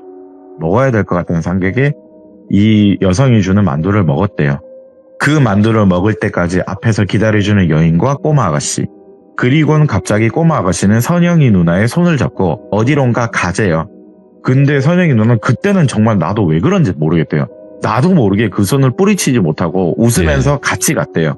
그러면서 드디어 이야기를 해주는데 서툴지만 분명한 한국말로 말을 하는 여인. 네. 다시 한 번 더 말씀드릴게요. 선영이 누나는 이 서툴지만 한국말을 알아들었고 선영이 누나가 저한테 했던 연기 톤으로 좀 해드릴게요. 저희는 가난하고 돈이 없습니다. 죄송합니다. 그리고 그날을 기다렸습니다. 당신이 그날 이곳에 왔었기에 선택이 되었습니다. 죄송합니다. 저는 한국에서 언니와 노동자로 일을 했었습니다. 저와 언니는 한국에서의 생활이 너무나 행복했었고 만족스러웠고 돈을 벌 수 있어서 너무 행복했습니다. 저희는 대대로 샤먼의 집입니다. 무당의 집안이에요. 한국에서의 생활에 적응할 때 언니는 사랑을 했었습니다. 우리 언니는 한국 여자들처럼 너무 예뻤습니다. 한국 남자들한테도 언니는 인기가 굉장히 많았습니다. 그리고 한국 남자와 사랑에 빠졌습니다. 언니는 더더욱 행복했습니다. 하지만 언니는 그때 선택되었습니다. 저희는 형제가 아들 2, 딸 5명 있는 가족입니다. 언니와 저는 둘째 딸, 넷째 딸입니다. 그 선택의 길은 바로 진짜 샤먼의 길이었습니다. 언니는 한국에 와서 보이기 시작했고 그 보이는 귀신들이 언니를 끌고 가려고 했고 언니를 인도하려 했습니다. 언니는 아파했고 눈물을 많이 흘렸습니다. 하지만 우리는 선택이 되면 고향으로 돌아가야 합니다. 네. 우리는 진짜 샤먼의 집입니다. 가짜 샤먼이 아닙니다. 선택이 되면 반드시 고향으로 돌아가야 합니다. 그걸 거부하면 큰일 납니다. 사랑했던 한국 남자와 헤어지는 게 싫어했던 우리 언니였습니다. 그런데 우리 한국 남자는 유부남이었습니다. 언니는 사랑했던 남자가 나를 속이며 이용당했다 많이 슬퍼했고 많이 힘들어했습니다. 하지만 다행이다. 언니는 자신을 위로하며 말을 했습니다. 언젠간 나는 선택받았으니 돌아가야 하니까 고향으로 돌아가야 하니까 그러니까 괜찮다. 그런 언니는 당시 이 상황을 이해하며 그래도 그 사람을 사랑했습니다. 그렇게 한국에서 버티고 견디며 사랑을 했었는데 이어가려고 했지만 결국 언니는 심벌의 몸이 눌려버렸습니다. 지쳐가고 힘들어했습니다. 저는 그 모습을 같이 보았고 슬퍼했습니다. 그리고 이러한 사실을 결국에 한국 남자가 알게 됐습니다. 언니는 언니가 샤먼이 됐다는 그 남자의 모습을 보고 남자는 언니를 두려워했고 언니를 멀리하고 버리기 시작했습니다. 언니는 그날이 왔다며 슬퍼하고 우리 고향으로 다시 돌아갔습니다. 저는 돈을 벌어야 해서 한국에 계속 있었습니다. 가명입니다. 언니는 고향에 돌아가서 옆에 있는 꼬마 아가씨 바에를 낳았습니다. 그리고 옆에 있는 이 아이가 언니의 딸이고 사랑했던 한국 남자의 아이입니다. 그리고 언니는 벌을 받았습니다. 바에를 낳은 후 시간이 지나 저도 고향을 돌아가니 이미 언니는 몸이 많이 안 좋았습니다. 우리는 진짜 샤먼 집입니다. 샤먼의 길을 언니를 선택을 받았지만 언니는 거부하려 했고 죄를 지었습니다. 선택받은 자는 아이도 낳으면 안 됩니다. 우리는 진짜 샤먼입니다. 언니는 모두를 숨겨 고향에서 바에를 낳았습니다. 그리고 큰 벌로 언니는 호수 속에 자연이 되었습니다. 시간이 지나 저는 언니의 길을 받게 되었습니다. 죽었습니다. 일단 시간이 지나서 일단은 이 옆에 있는 여동생이 이걸 받았대요. 거부를 하면서 벌을 받아서 죽었다고 하니까 이거를 이분이 받으셨나 저도 그때는 추측이 됐었고 이분이 말하길 또 선영이 누나한테 현재 우리 집안의 대표 샤먼은 저입니다. 우리 집안은 사람이 죽으면 호수와 자연이 된다고 믿습니다. 호수가 되면 우리는 4일의 장례를 치릅니다. 언니가 죽은 지 벌써 10여 년 가까이 되었습니다. 언니가 죽은 그날 제삿날로 표현할게요. 네. 제삿날이 되면 언니는 항상 호수에 나타납니다. 4일간 나타납니다. 샤먼이 된 나에게도 언니는 아무 말을 하지 않습니다. 나는 언니가 보이는데 왜 나타나냐? 언니 왜 제삿날에 이런 날에만 나타나냐? 그런데도 언니는 수년간 아무 말도 하지 않았습니다. 그런데 2, 3년 전 언니의 제삿날에 또 언니가 나타났고 그런데 그 시기에 맞춰서 한국 사람으로 보이는 샤먼들이 신기도를 드리는 걸 봤다. 그런데 드디어 언니가 그 사람들을 바라보면서 다가가더라. 수년간 제삿날에 나한테 말을 하지 않았던 입을 열면서 꺼내는 말이 한국말까지 하더라. 한국 무당으로 보이는 사람에게 언니는 나의 부탁을 들어달라. 이것을 당신 남쪽의 바다에 버려달라. 그 한국인 샤먼은 언니를 근데 보지 못하더라.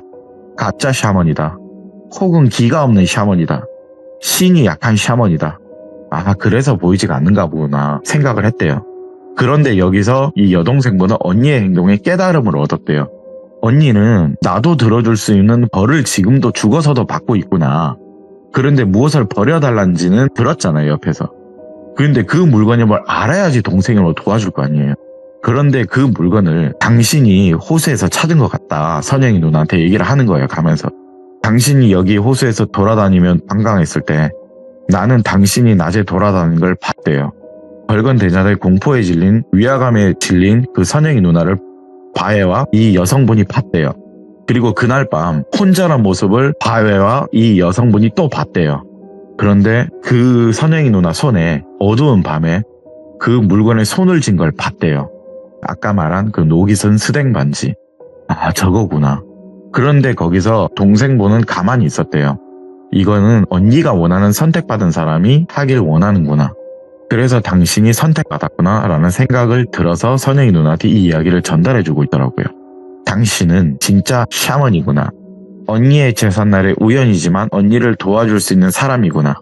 그리고 요 며칠 동안 언니가 제삿날이 아닐 때에도 나에게 드디어 나타나며 말을 하더라. 자, 이 옆에 여성분의 이름을 추아라고 가명을 할게요. 드디어 언니가 자기한테 입을 열어서 하는 말은 추아, 미안하다, 미안하다, 정말 미안하다. 이제 언니는 벌이 드디어 끝났다.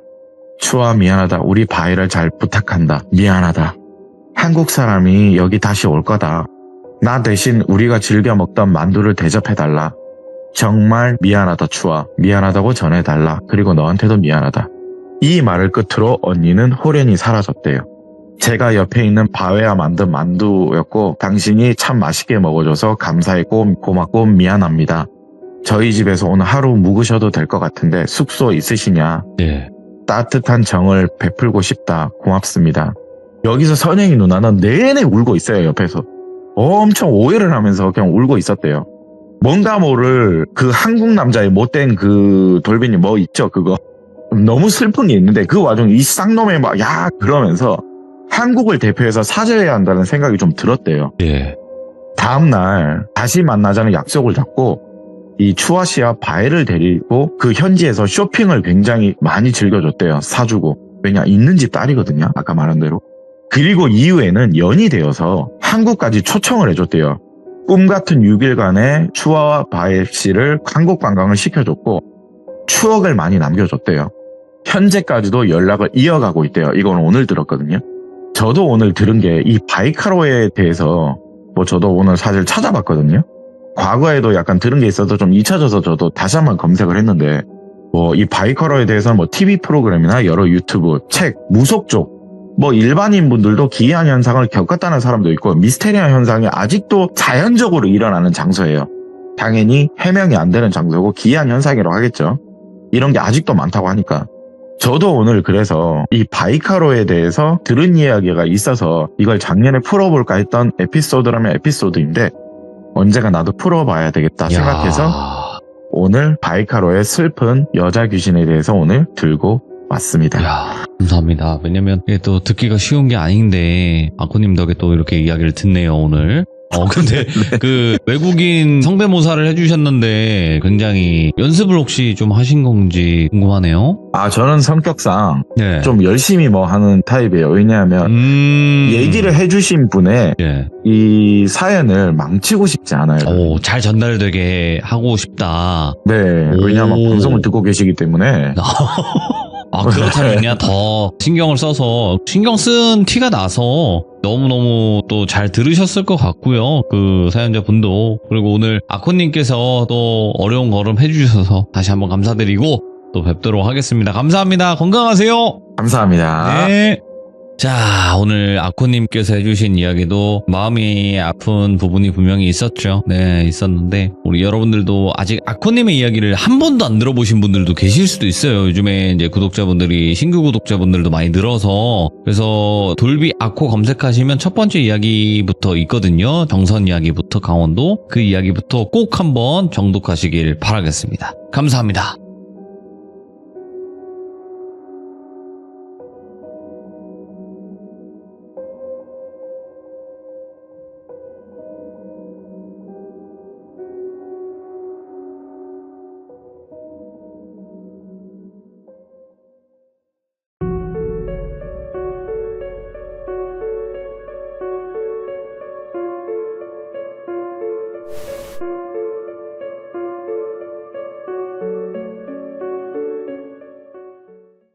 자, 여러분들 반갑습니다. 이번 이야기는 시청자 리비아님께서 찾아와 주셨습니다. 저번에 해주셨던 첫 번째 사연이 굉장히 충격적이었고 레전드 사연이었습니다. 근데 이제 그 당시 어머님께서 겪었던 일들을 한번 또 이야기를 해주시겠다. 어머니의 그 시점에서 이야기를 들려주시겠다고 약속을 하셨었고 오늘 그 이야기를 들려주실 텐데 저번 주에 이제 못 들으셨던 분들은 참 아쉽습니다. 네. 그래서 저희 방송 같은 경우에는 월화수목 진행을 하고 있는데 꼬박꼬박 챙겨봐야 된다. 네, 이렇게 말씀을 꼭 드리고 싶고요. 자, 그럼 어떤 이야기일지는 같이 들어보도록 할게요. 네, 여보세요? 리비아님. 아, 네, 안녕하세요. 아이고, 저번에 정말 섬뜩한 사연 들려주셨었잖아요.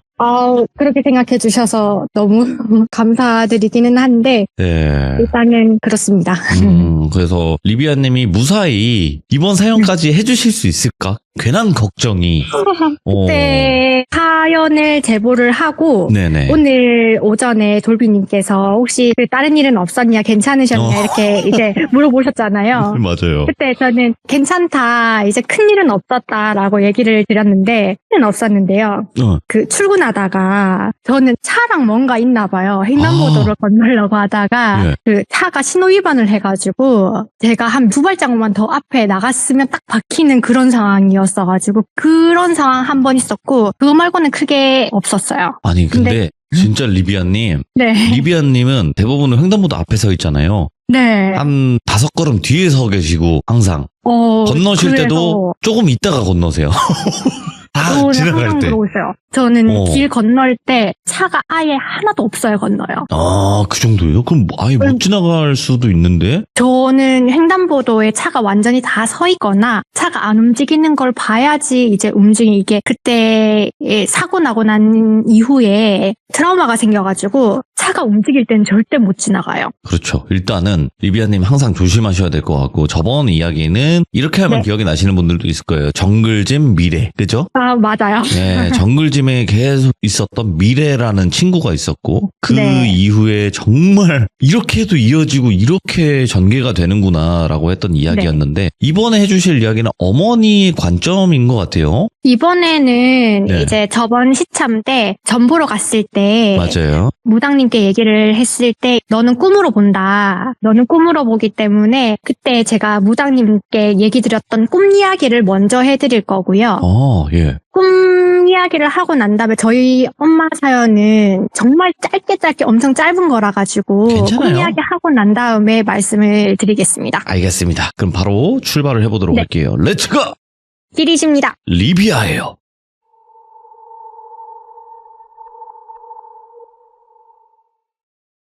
오늘 말씀드릴 내용은 약 2년 반 전쯤 그러니까 2022년 후반부터 꾸기 시작한 꿈 이야기인데요. 저번 시참 마지막에 사촌 언니 소개받아서 가족들이랑 점을 보러 갔고 그때 점 봐주신 분께 제가 좀 더 시간이 지나면 본인과 같은 일을 할 것이다. 저는 이제 꿈을 통해서 잘 보는 사람이고 이미 꿈을 통해서 반은 받았다는 걸 반드시 생각하고 살아야 된다라고 얘기를 했다는 거를 제가 그때 말씀을 드렸었는데 네. 그때 점 봐주셨던 무동님께 제가 꿨던 꿈 이야기에 대해서 말씀을 드리려고 하는데요. 이게 완전 막 무섭고 섬뜩하고 막 이런 얘기는 아닌데 최대한 상상이 잘 될 수 있도록 제가 말씀을 드리려고 합니다. 그리고 사투리 많이 써주셔야 돼요. 사투리를 많이 써주셔야 생동감이 넘치더라고. 예. 네, 알겠습니다. 처음 이 꿈을 꾸기 시작한 거는 대략 아까 말씀드렸던 것처럼 2년 반 전쯤인데 2022년도 겨울쯤부터 시작을 했었거든요. 근데 날짜는 정확하게 기억은 안 나는데 꿈 내용은 이상하게 아직까지 너무 생생하게 기억이 나거든요. 근데 꿈을 매일매일 연속적으로 꾸는 게 아니라 시간의 텀을 두고 꿈을 꿨는데 예를 들면은 오늘 꿈을 꾸면은 바로 다음 날 또 꿈을 연달아 꾸는 게 아니라 뭐 일주일이나 2주 뒤에 처음 꿈의 다음 파트의 꿈을 꾸고 또 이 꿈 꾸고 난 다음에 한 2주에서 한 3, 4주 뒤에 있다가 또 다음 꿈을 꾸고 뭐 이런 식으로 꿈을 꿨었거든요. 네, 이런 식으로 꿈을 총 2년 반 동안 6번을 꿈을 꿨어요.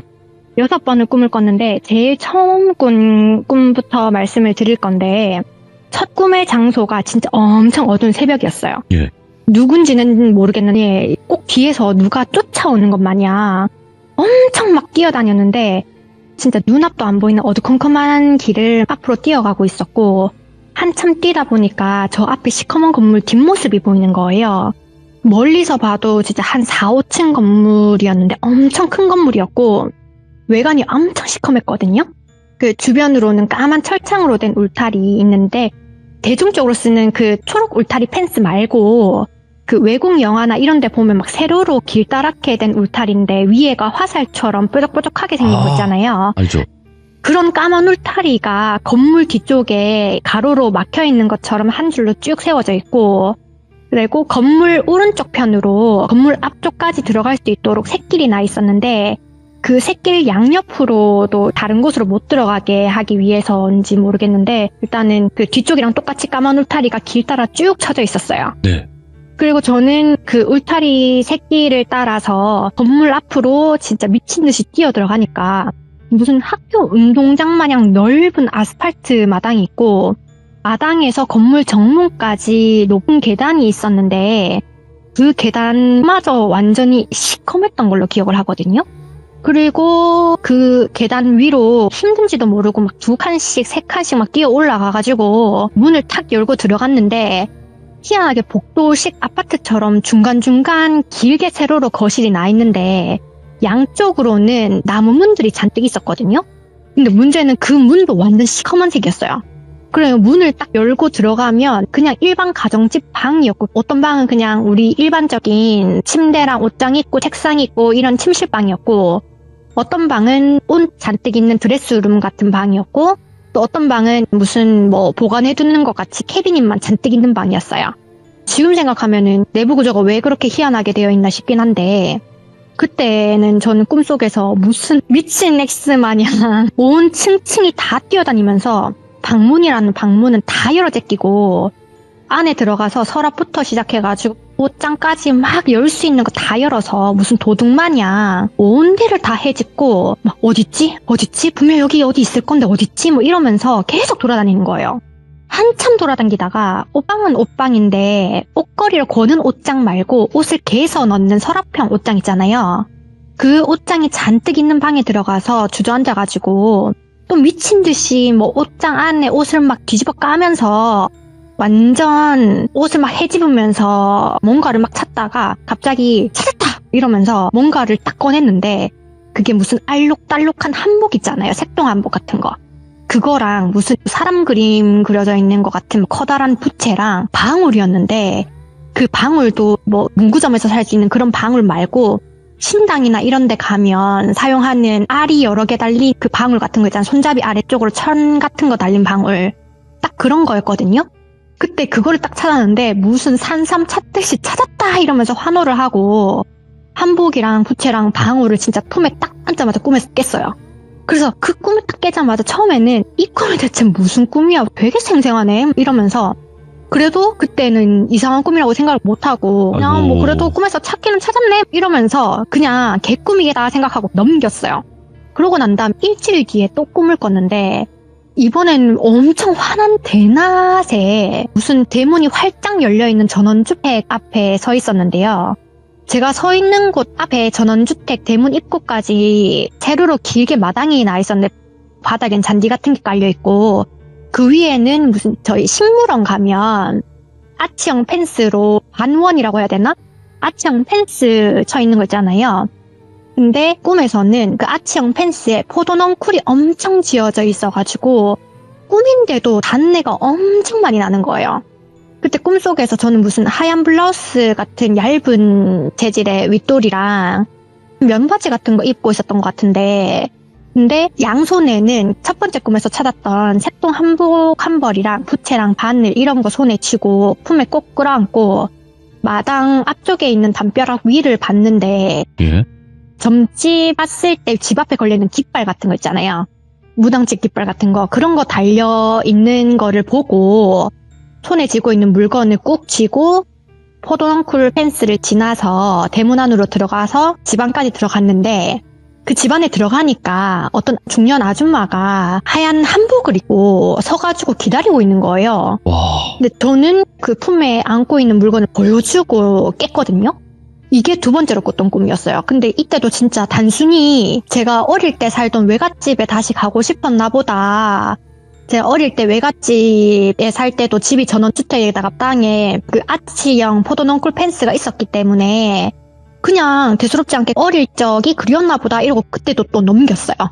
그렇고 넘기고 난 다음에 한 3쯤인가 이제 좀 지났을 때 또 꿈을 꿨는데 그때는 꿈에서 눈을 딱 떴는데 어떤 방 안이었고요. 그 방 안에 두 번째 꿈에서 봤던 하얀 한복을 입고 있는 그 아줌마가 있으셨고 손에는 꿈에 제가 들고 왔던 색동 한복이랑 부채랑 방울이랑 이렇게 손에 들고 있었고 방 한쪽에는 저희 그 신당에 가면 전 보러 가면 음식이랑 과일이랑 이런 거 막 그 촛불 붙여져 있고 막 그렇잖아요. 그런 식으로 음식이랑 과일, 촛대랑 뭐 불상이랑 그림이랑 막 여러 개가 있었는데 그 중년 아줌마는 저를 바라보면서 이제 정해. 지금 할 건지 말 건지 빨리 정해. 하면서 이렇게 말을 하는 거예요. 근데 그 꿈에서 그 말을 딱 듣는데 딱 듣자마자 제일 먼저 드는 생각이 나 이거 지금 받으면 나 진짜 이거 귀신 볼 것 같다. 아니 무조건 볼 것 같다. 나 지금 너무 무섭다. 이런 생각이 들어서 예. 그냥 그대로 손에 있는 거 그냥 다 그 바닥에 떨어뜨리고 그냥 뒤돌아가지고 방 안에서 뛰쳐나왔어요. 뛰쳐나오고는 문 밖으로 딱 나오고 발을 딱 딛고 난 다음에 잠을 깼거든요. 이렇게 꿈을 3번을 가끔 이제 무당꿈 같은 꿈을 꾸니까 또 꿈을 꾸는 시간에 텀이 있긴 했지만 근데 계속 연속적으로 연결되는 꿈을 꾸니까 바보같이 이제야 뭔가 꿈이 이상하다라는 생각이 드는 거예요. 네.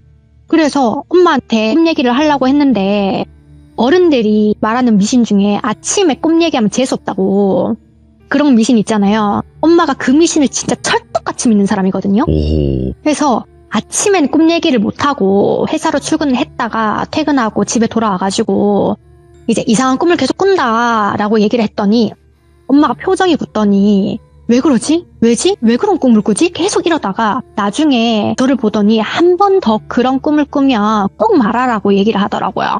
그러고 난 다음에 설마 또 그런 꿈을 꾸겠나 싶어서 잊어버리고 그냥 뭐 지나가고 있었는데 그렇게 거의 뭐 그런 꿈을 꿨다라는 걸 잊어먹을 때쯤 한 달에서 한 2달 가까이 뭐 그쯤 됐을 때 또 꿈을 꾼 거예요. 근데 제가 진짜 넓은 방에 있었는데 그 방 한쪽에는 저번에 꿨던 꿈처럼 막 음식이랑 과일이랑 뭐 이런 거 상차림이 되어 있고 제가 품이 엄청 널찍한 하얀색 한복을 입고 머리에 종이로 만든 모자라고 해야 되나? 그 샘으로 된 모자인데 밑에는 안 벗겨지도록 끈 달려 있어가지고 턱 밑에 고정해가지고 쓰는 모자인데 무당들이 굿할 때 쓰는 것 같은 그런 하얀색 종이 재질 모자 그런 것처럼 보였거든요. 그런 거를 머리에다가 쓰고 한 손에는 부채를 쥐고 오른손에는 방울을 쥐고 진짜 위아래로 미친 듯이 펄쩍펄쩍 뛰고 있는 거예요, 제가. 그래서 무슨 굿하는 사람 마냥 막 그렇게 펄쩍펄쩍 뛰고 있는데 뛰면서 입에서 뭐 할머니 할머니 이러면서 무슨 모르는 할머니를 막 부르고 있고 주변에서는 2번째, 3번째 꿈에서 봤던 그 중년 아줌마가 저랑 같은 새하얀 한복을 입고 펄쩍펄쩍 뛰고 있는 저의 기준으로 오른쪽 벽에 붙어 서가지고 저를 가만히 지켜보고 있는 거예요. 그리고 그 옆에는 무슨 북치는 사람이랑 깽가리 치시는 사람이랑 막 엄청 뭘 많이 두드리고 있어가지고 너무 정신사납게 그렇게 두드리고 있고 그렇게 한참을 펄쩍펄쩍 뛰다가 뛰는 도중에 진짜 깜짝 놀래가지고 잠을 깼는데 깨고 보니까 새벽 시간이더라고요. 다시 잠도 안 오고 나는 대체 왜 자꾸 이런 꿈을 간간히 꾸나 하면서 새벽부터 출근하고 퇴근하기까지 하루 종일 계속 그 꿈만 생각했던 것 같아요. 네. 네, 그러고 난 다음에 엄마가 저번에 또 그런 꿈을 꾸면 말을 하라고 해가지고 퇴근해가지고 말을 해주려고 했는데 그때 엄마 표정이 너무 안 좋았던 게 갑자기 생각이 나가지고 그냥 좀 더 생각해보자 하고 말을 안 하고 저는 저 나름대로 그냥 처음에 꿨던 꿈부터 그냥 차근차근 생각을 해봤거든요. 근데 생각하니까 계속 무당 꿈을 꾸기는 하는 것 같은데 다음 꿈을 꿀 때까지 텀도 점점 길어지는 것 같고 오. 내용이 점점 짧아진다고 해야 되나? 이제 꿈을 꿨을 때부터 깨는 데까지 점점 짧아진다고 해야 되나? 그런 것 같았거든요. 근데 진짜 확실한 거는 이번에 꿈을 꾸고 난 다음에 진짜 제일 먼저 든 게 너무 무섭다였어요. 진짜 꿈이었는데도 불구하고 지금 당장이라도 뭔가 선명하게 뭔가 다시 볼 것 같아서 그게 너무 무서운 거예요. 저는 저번 시점 때 얘기해드렸던 것처럼 저희 엄마가 저를 데리고 제가 계속 이상한 말을 하니까 누름굿을 3번이나 했다 했잖아요. 그러니까 마지막 누름굿을 하고 난 이후부터는 이런 이상한 꿈을 잘 못 느꼈거든요. 그리고 또 제가 겁이 엄청 많아가지고 공포 라디오나 이제 무서운 이야기나 공포 영화 이런 거는 되게 좋아하는데 실질적으로 보는 거나 뭐 귀신의 집 이런 건 정말 너무 무서워해서 그래서 그냥 자기 최면을 걸었던 것 같아요. 그냥 잊어버리자. 이건 개꿈이다. 아, 이게 이 꿈이 마지막일 거다. 난 더 이상 이런 꿈을 안 꿀 거다. 이렇게 생각을 하고 진짜 한 4개월 정도 지났을 것 같은데 그 정도 지났을 때 또 이상한 꿈을 꾼 거예요. 근데 이번에는 진짜 뭔가 달랐어요. 꿈에 무당이 나온 것도 아니었고요. 눈을 떴는데 눈앞에 하얀 문이 있는데 그 옆으로 밀어서 여는 슬라이딩 도어 같은 문, 미닫이 문인가? 그런 문 있잖아요. 그 문을 옆으로 싹 열고 안으로 들어갔는데 안에 진짜 새하얀 대리석 같은 넓은 책상이 있고 벽도 다 하였는데 꿈에서 저는 처음에 안에가 너무 하얘가지고 무슨 언덕 위에 하얀 집인가 싶어가지고 놀랬거든요. 근데 자세히 보니까 꼭 유치원 어린이집 같은 되게 클린한 느낌인데 중간에는 큰 책상 하나에 조그만 의자에만 여러 개 놓여져 있는 빈 방이었고 미닫이 문 바로 맞은편 벽에 게시판처럼 사진들이 앞장 같은 걸로 다닥다닥 붙어 있는 거예요. 그리고 그 미닫이 문 왼쪽 벽에는 뻥 뚫린 것 같이 눈이 엄청 부시게 빛이 엄청 환하게 나고 있는데 그 옛날에 도깨비 드라마에 예. 망자가 저승사자가 준 차를 마시고 저승 들어간다고 들어온 문 딱 열었을 때 환하게 빛나는 그런 장면이 있었는데 네네네. 딱 그런 장면처럼 빛이 엄청 눈이 부시게 나는 거예요. 그래서 전 그 불빛 때문에 눈이 너무 부셔가지고 다시 눈을 돌려가지고 게시판에 꽂혀있는 사진을 자세히 보겠다고 다가가가지고 그 사진들을 하나하나 손으로 가리키면서 봤더니 그게 다 제 사진이었던 걸로 기억을 하거든요. 근데 꿈에서 그렇게 사진을 하나하나 살펴보고 있는데 갑자기 뒤에서 누가 저를 싹 끌어안는 거예요. 이게 그냥 이렇게 딱 백허그 하듯이 끌어안는 게 아니라 한 손은 목이랑 어깨 사이로 팔이 이렇게 나와가지고 어깨 쪽을 이렇게 끌어안는 포즈였고 예. 한 손은 머리 위쪽으로 해서 손으로 눈을 가리는 것 같은 그런 제스처로 앉는 거 있잖아요. 그런 식으로 저를 앉는데 그렇게 갑자기 앞에서 사진을 보는데 뒤에서 그렇게 끌어안으니까 엄청 놀래가지고 뭐지? 했는데 그때 딱 끌어안고 난 이후부터 몸이 바위 눌린 것처럼 말도 안 나오고 몸도 안 움직여가지고 엄청 놀래서 이게 뭐지 이러면서 눈만 떼굴떼굴 굴리면서 그러고 있었는데 뒤에서 어떤 할머니 목소리로 머리에 울리듯이 들리는데 아가 아직은 아니다 아직은 아니야 하면서 나중에 내가 갈 테니까 아직은 아니야 하면서 이렇게 저한테 말을 하는데 누가 귀에다가 말을 하는 게 아니라 머리통을 열고 그 안에다가 말을 직접 꽂아 넣는 것처럼 그런 느낌이었어요. 그러고 난 다음에 꿈에서 깼는데 제가 이번 꿈은 다르다고 얘기를 한 게 희한하게 다른 거는 진짜 너무 생생하게 기억이 나는데 근데 이번 꿈은 벽에 붙여져 있는 그 사진들이 제 사진이었다는 것만 기억이 나고 어떤 장면에서 어떤 모습으로 찍은 사진이었는지가 하나도 기억이 안 나는 거예요. 분명히 꿈에서는 이걸 하나하나 짚으면 아 그래 이건 이랬어 아 저건 저랬어 하면서 막 이렇게 다 생각을 했는데 꿈을 깨니까 하나도 기억이 안 나는 거예요. 근데 웃긴 게 그 전에 꿈을 꿨던 것까지는 꿈을 깼을 때가 너무 무서웠거든요. 근데 이번에 꾼 꿈은 마음이 너무 편한 거예요. 무섭다거나 막 그런 게 아니라 그냥 너무 편하고 몸도 너무 상쾌한 게 진짜 아침부터 기분이 너무 좋았어요. 그래가지고 그때는 아침에 꿈 얘기하는 게 이제 엄마가 싫어하는 거 아는데도 불구하고 엄마한테 아침에 눈 뜨자마자 처음에 엄마한테 얘기 안 했던 네 번째 꿈이랑 이번에 꾼 꿈이랑 진짜 다 얘기를 했거든요. 하니까 엄마가 그냥 알겠다 하면서 이러고 넘어가더라고요. 그래서 왜 그런가 하면서 나중에 알고 보니까 저희 집이 불교 집안인데 원래도 저희 엄마는 한 달에 한 번씩 절에 가서 기도도 하고 집에서도 아침마다 천수경 같은 거 불경책을 그 큰 스님한테 받은 게 있어서 그거를 외고는 했는데 제가 처음에 이상한 무당꿈을 꿨다라고 했을 때 엄마가 그 이후부터 매주 주말마다 절에 가서 빌고 토도 올리고 향도 올리고 뭐 불경도 무슨 아침에 뭐 했던 걸 아침 저녁 시간 날 때마다 외웠다 하더만요. 해가지고 엄마 이번에 이런 꿈을 꿨다. 근데 내가 기분이 너무 좋았다 하면서 얘기를 하니까 엄마 기준으로는 내 기도가 통했구나 이렇게 생각을 해가지고 그냥 알겠다 하고 넘어간 거였대요. 그렇게 5번째 꿈을 꾸고 난 다음에는 한동안 꿈을 안 꿨거든요. 그냥 희한한 개꿈 같은 거 있잖아요. 뭐 하늘 날아다닌다거나 뭐 이런 희한한 꿈만 꾸고 이런 꿈은 안 꿨었는데 근데 한 번씩 어디 막 쏘다닐 때 느낌이 오싹오싹 해가지고 팩하고 보면 뭔가가 보였다든지 아니면은 시내에 병원 갈 일이 있어가지고 고층 건물 병원에 올라갈 때 엘리베이터 타고 올라가잖아요. 근데 엘리베이터를 기다리고 있는데 엘베가 2대가 있는 병원이었는데 먼저 온 엘리베이터가 있어서 그걸 타려고 했는데 이상하게 그 엘리베이터를 타면 안 될 것 같은 느낌인 거예요. 예. 그래서 탔다가 문 닫히기 전에 다시 내렸어요, 저는. 그리고 그 엘리베이터 먼저 올려보내고 난 다음에 얼마 지나지 않아서 다시 옆에 엘리베이터 왔길래 그 엘리베이터를 타고 병원 진료 다 보고 난 다음에 좀 시간이 좀 오래 걸렸긴 한데 집에 가겠다고 엘리베이터 있는 데로 다시 나와가지고 엘리베이터 타려고 딱 했는데 처음에 제가 타려고 했던 엘리베이터에 점검 중 이렇게 떠 있는 거예요. 예. 그래서 이건 뭐지? 하면서 옆에 있는 사람한테 뭔 일이에요? 하면서 이렇게 물어봤더니 사람들이 얘기를 하는 게 원래 제가 타려고 했던 엘리베이터가 10몇 층인가? 뭐 10층인가? 아무튼 거기에서 엘리베이터가 멈춰갖고 사람들이 그 엘베 안에 진짜 몇십 분이나 안에 갇혀 있었다는 거예요.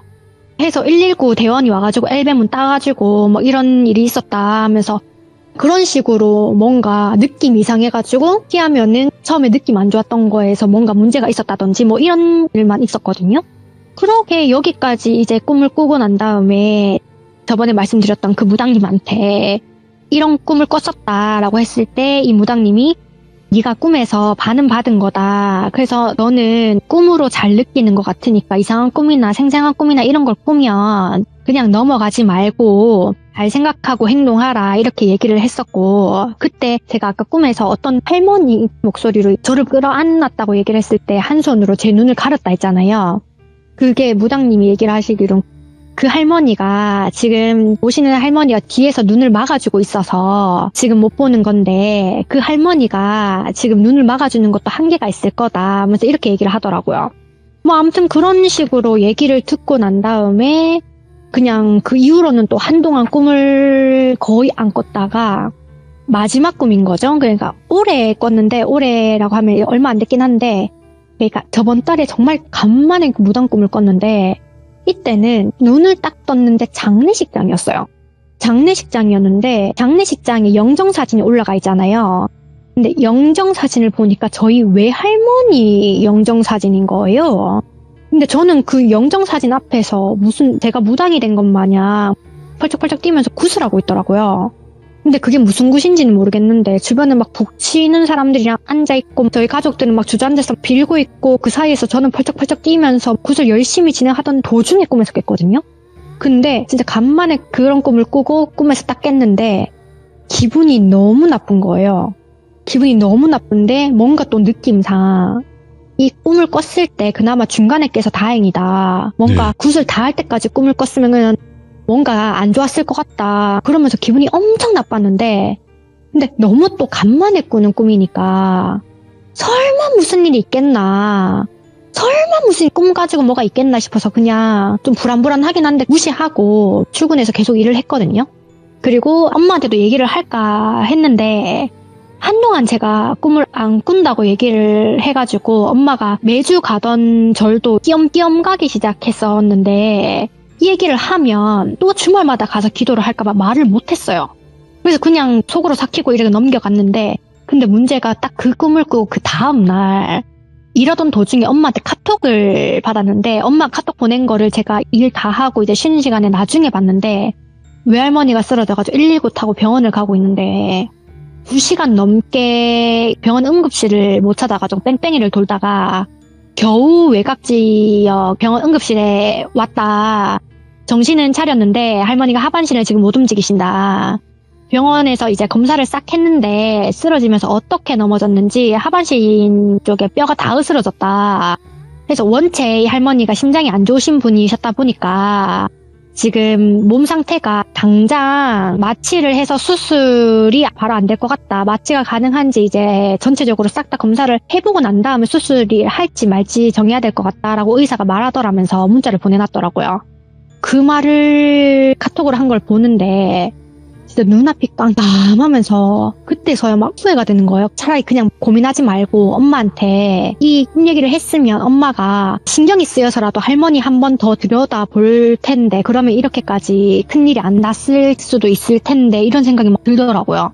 그래도 그때 뭐 후회한 거 치고는 다행히 그래도 머리부터 발끝까지 할머니 병원에서 검사를 싹 했을 때 병원에 실려가고 난 다음에 한 며칠 뒤에 마취가 가능하다라는 검사 결과 받고 난 다음에 수술하고 요양병원에서 지금 잘 회복하고 재활 중이신데, 진짜 지금 생각하면은 그때 꿈에서 꿨던 외할머니 장례식장에서 했던 굿을 끝까지 한 걸 보고 깼으면 그때는 진짜 아마 지금 이렇게 회복하실 수 없지 않았을까, 돌이킬 수 없지 않았을까, 이런 생각을 지금 계속 하고 있거든요. 근데 이 마지막 꿈은 아직까지 엄마한테 얘기를 못했어요. 아직까지 얘기를 못하고 그냥 여기서 처음 사연으로 말씀을 드리는 건데, 오, 예. 제가 꿨던 꿈 내용은 여기까지가 끝인데 네.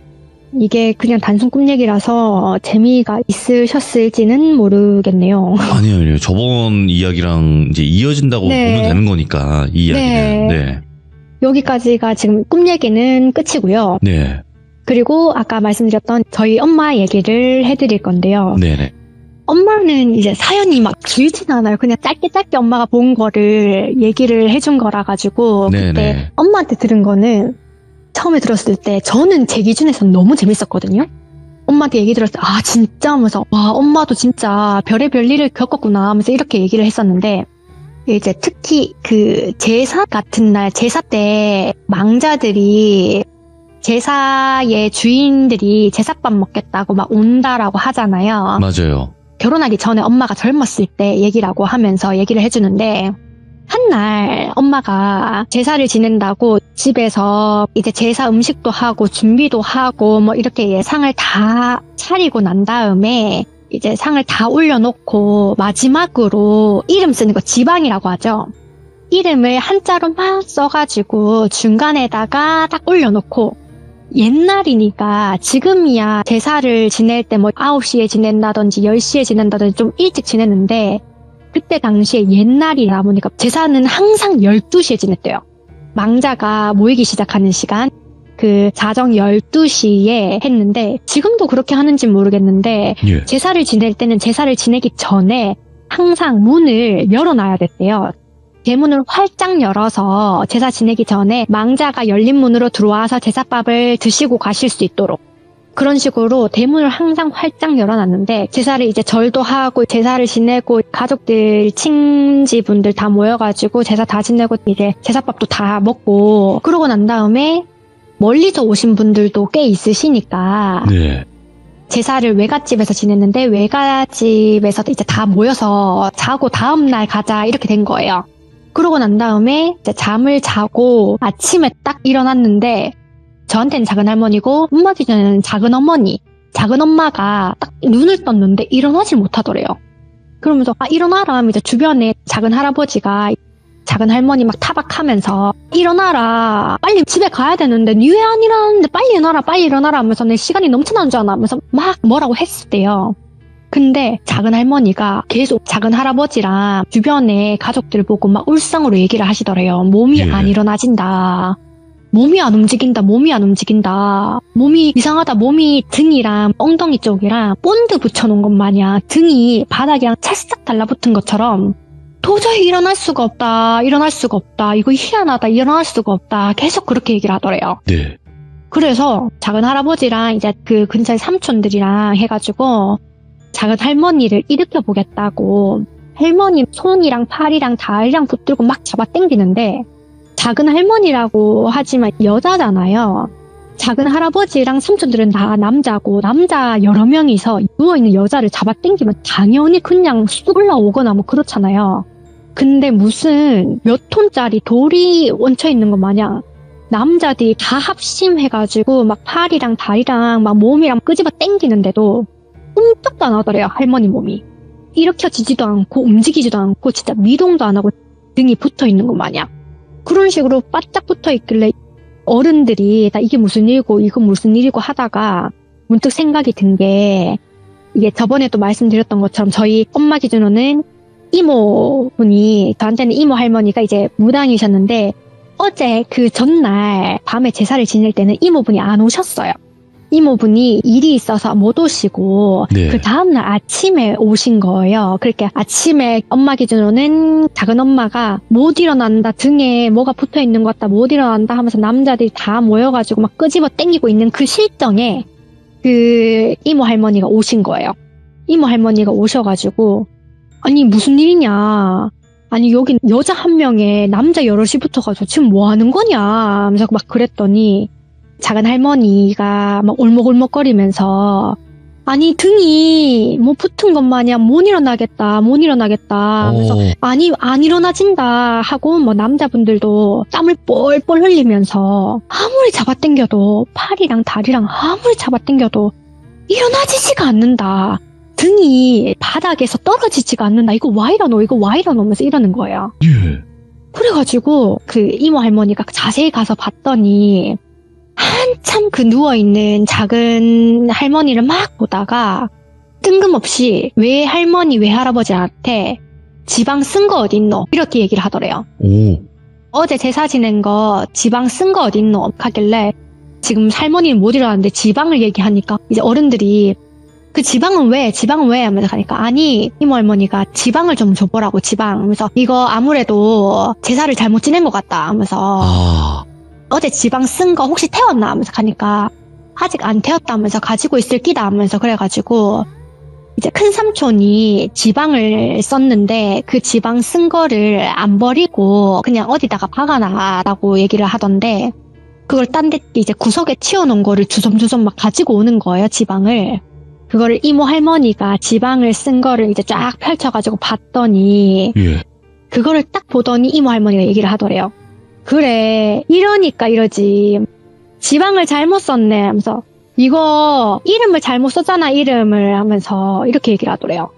그러니까 예를 들면은 그 제사를 지내야 되는 그 제사의 주인은 예. A라는 조상님인데 예. 이름을 쓴 거는 전혀 다른 C 조상님 이름을 쓴 거예요. 아. 그래가지고 그때는 뭐가 잘못된지 몰랐대요. 처음에 제사 지낼 때는 또 지방을 쓴 것도 완전 나이 든 어르신 할아버지 할머니가 쓴 게 아니고 그때 당시에는 젊으셨던 큰 외삼촌이 쓰셨다 보니까 한자를 잘못 적었나 봐요. 그래가지고 그 이모 할머니 분께서 잘못 쓴 지방을 딱 보더니 이거 이름을 잘못 썼다. 지금 제사 지내는 분도 아닌데 이거를 왜 남의 다른 조상 이름을 써가지고 해서 원래 제사밥 먹어야 되시는 조상님께서 화나셔서 지금 이러시는 거다. 노하셨다. 이거는 빨리 과일이나 음식이나 빨리 새로 해가지고 정상적으로 제사를 다시 지내줘야 된다 하면서 빨리 과일이나 음식 남은 거 있으면 빨리 준비하고 과일은 없으면 빨리 사온나 제사 지금 당장 빨리 지내자 라고 얘기를 딱 했는데 그 말이 딱 끝나는 순간 작은 할머니가 자리에서 벌떡 일어나더래요. 진짜 그 전까지만 해도 남자들이 다 둘러붙어가지고 잡아당겨도 꼼짝도 안 하던 할머니가 제사를 다시 지내야 된다. 정상적으로 이 A 조상님한테 다시 지내자라고 얘기를 하는 그 순간 등이 완전히 벌딱 떨어지면서 벌떡 일어나면서 그거를 딱 주위의 가족들이 다 보더니 제사 문제가 맞네 이러면서 그러고 그날 예. 밤도 아니고 낮에 제사를 급하게 어제 남은 음식이랑 그다음에 과일도 없는 과일을 막 시장에 가가지고 급하게 사가지고 제사를 다시 지냈대요. 그런 식으로 그 첫 번째 에피소드가 이렇게 넘어가고요. 야, 예.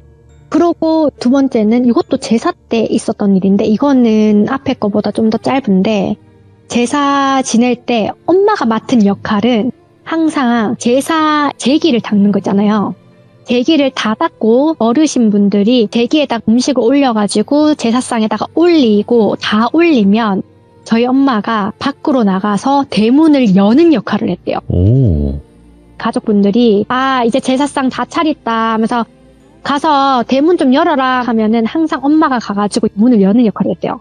그래서 한 12시쯤에 문 열어라 라고 해가지고 엄마가 나가서 대문을 양쪽 문을 싹 진짜 활짝 열었는데 네. 문을 딱 열고 나니까 엄마가 집으로 들어간다고 그 대문을 등지고 안으로 들어오고 있었는데 뭔가 뒤에가 싸해가지고 그래서 뒤를 딱 돌아봤더니 그 대문에서 뭔가 되게 하얀 안개 같은 거 있잖아요.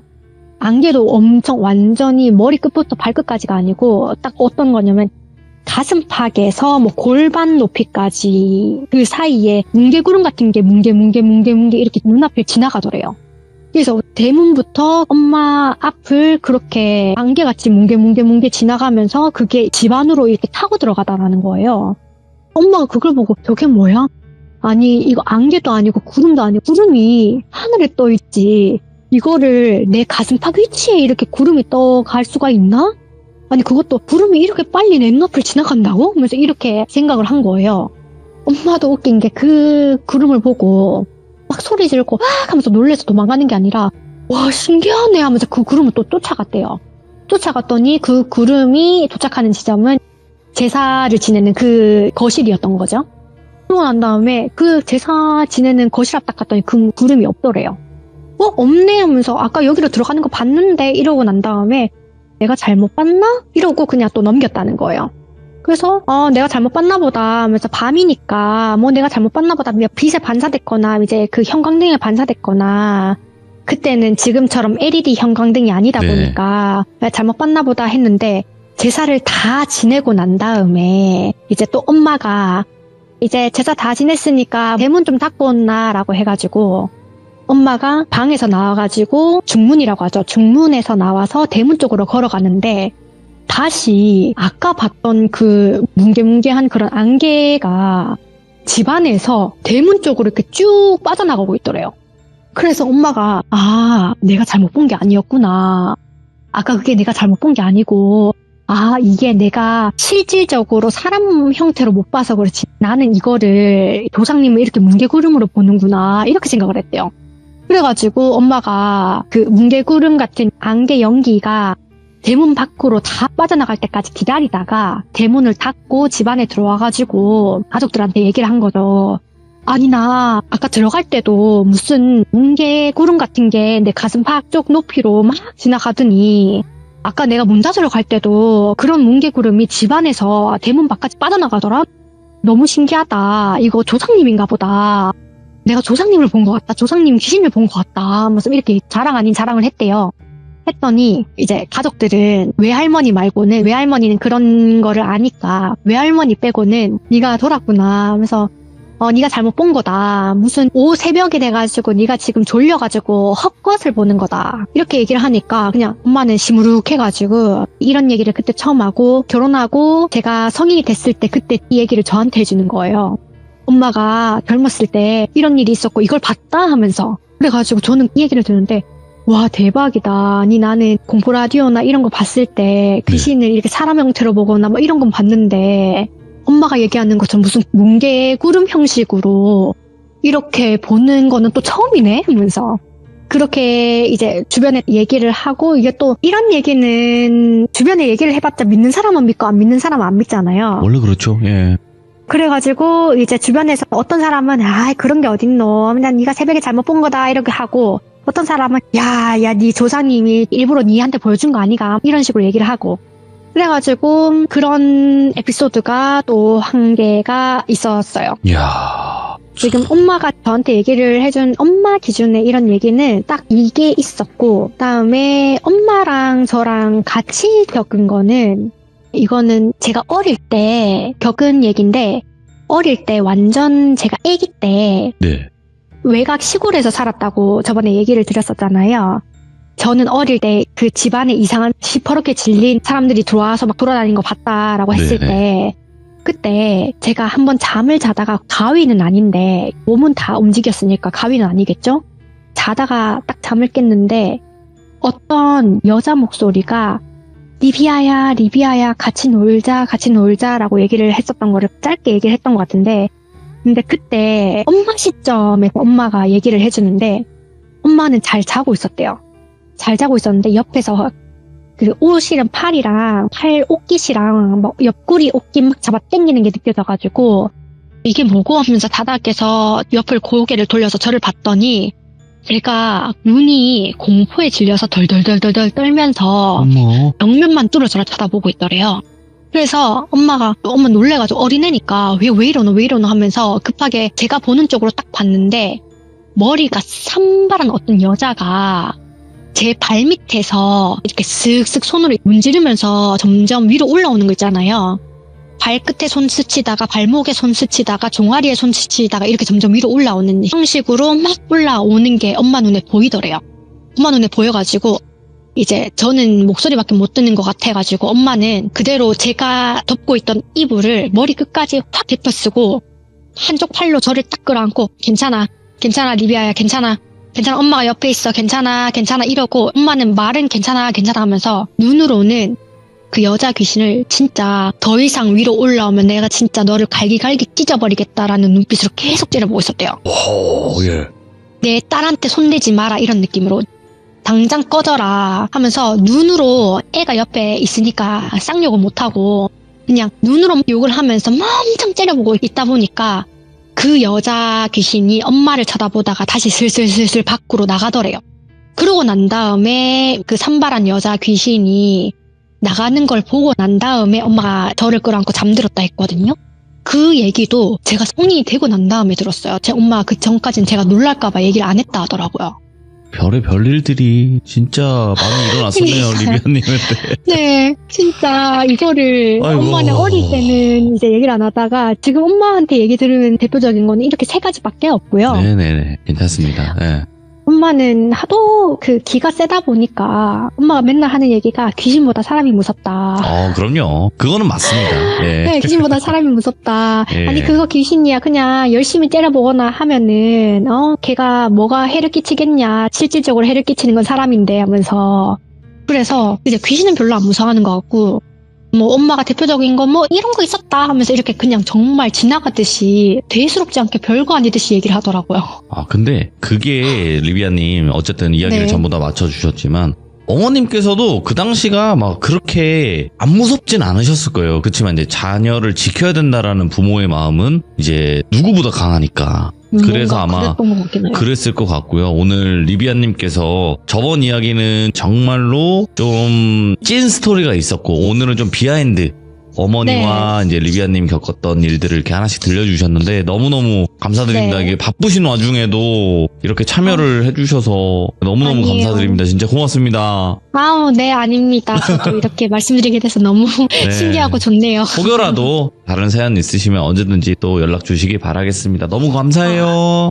네, 감사합니다. 네. 들어가세요. 네. 오늘 이 이야기를 처음 들으시는 분들은 무슨 얘기지라고 하실 수도 있긴 해요. 근데 이제 전 이야기가 워낙 섬뜩하고 레전드 이야기였어서 그 이야기와 이어지는 좀 비하인드 스토리라고 생각을 하시는 게 더 가장 맞다고 생각을 하고요. 전 이야기를 꼭 들어주시길 바라겠습니다. 감사합니다.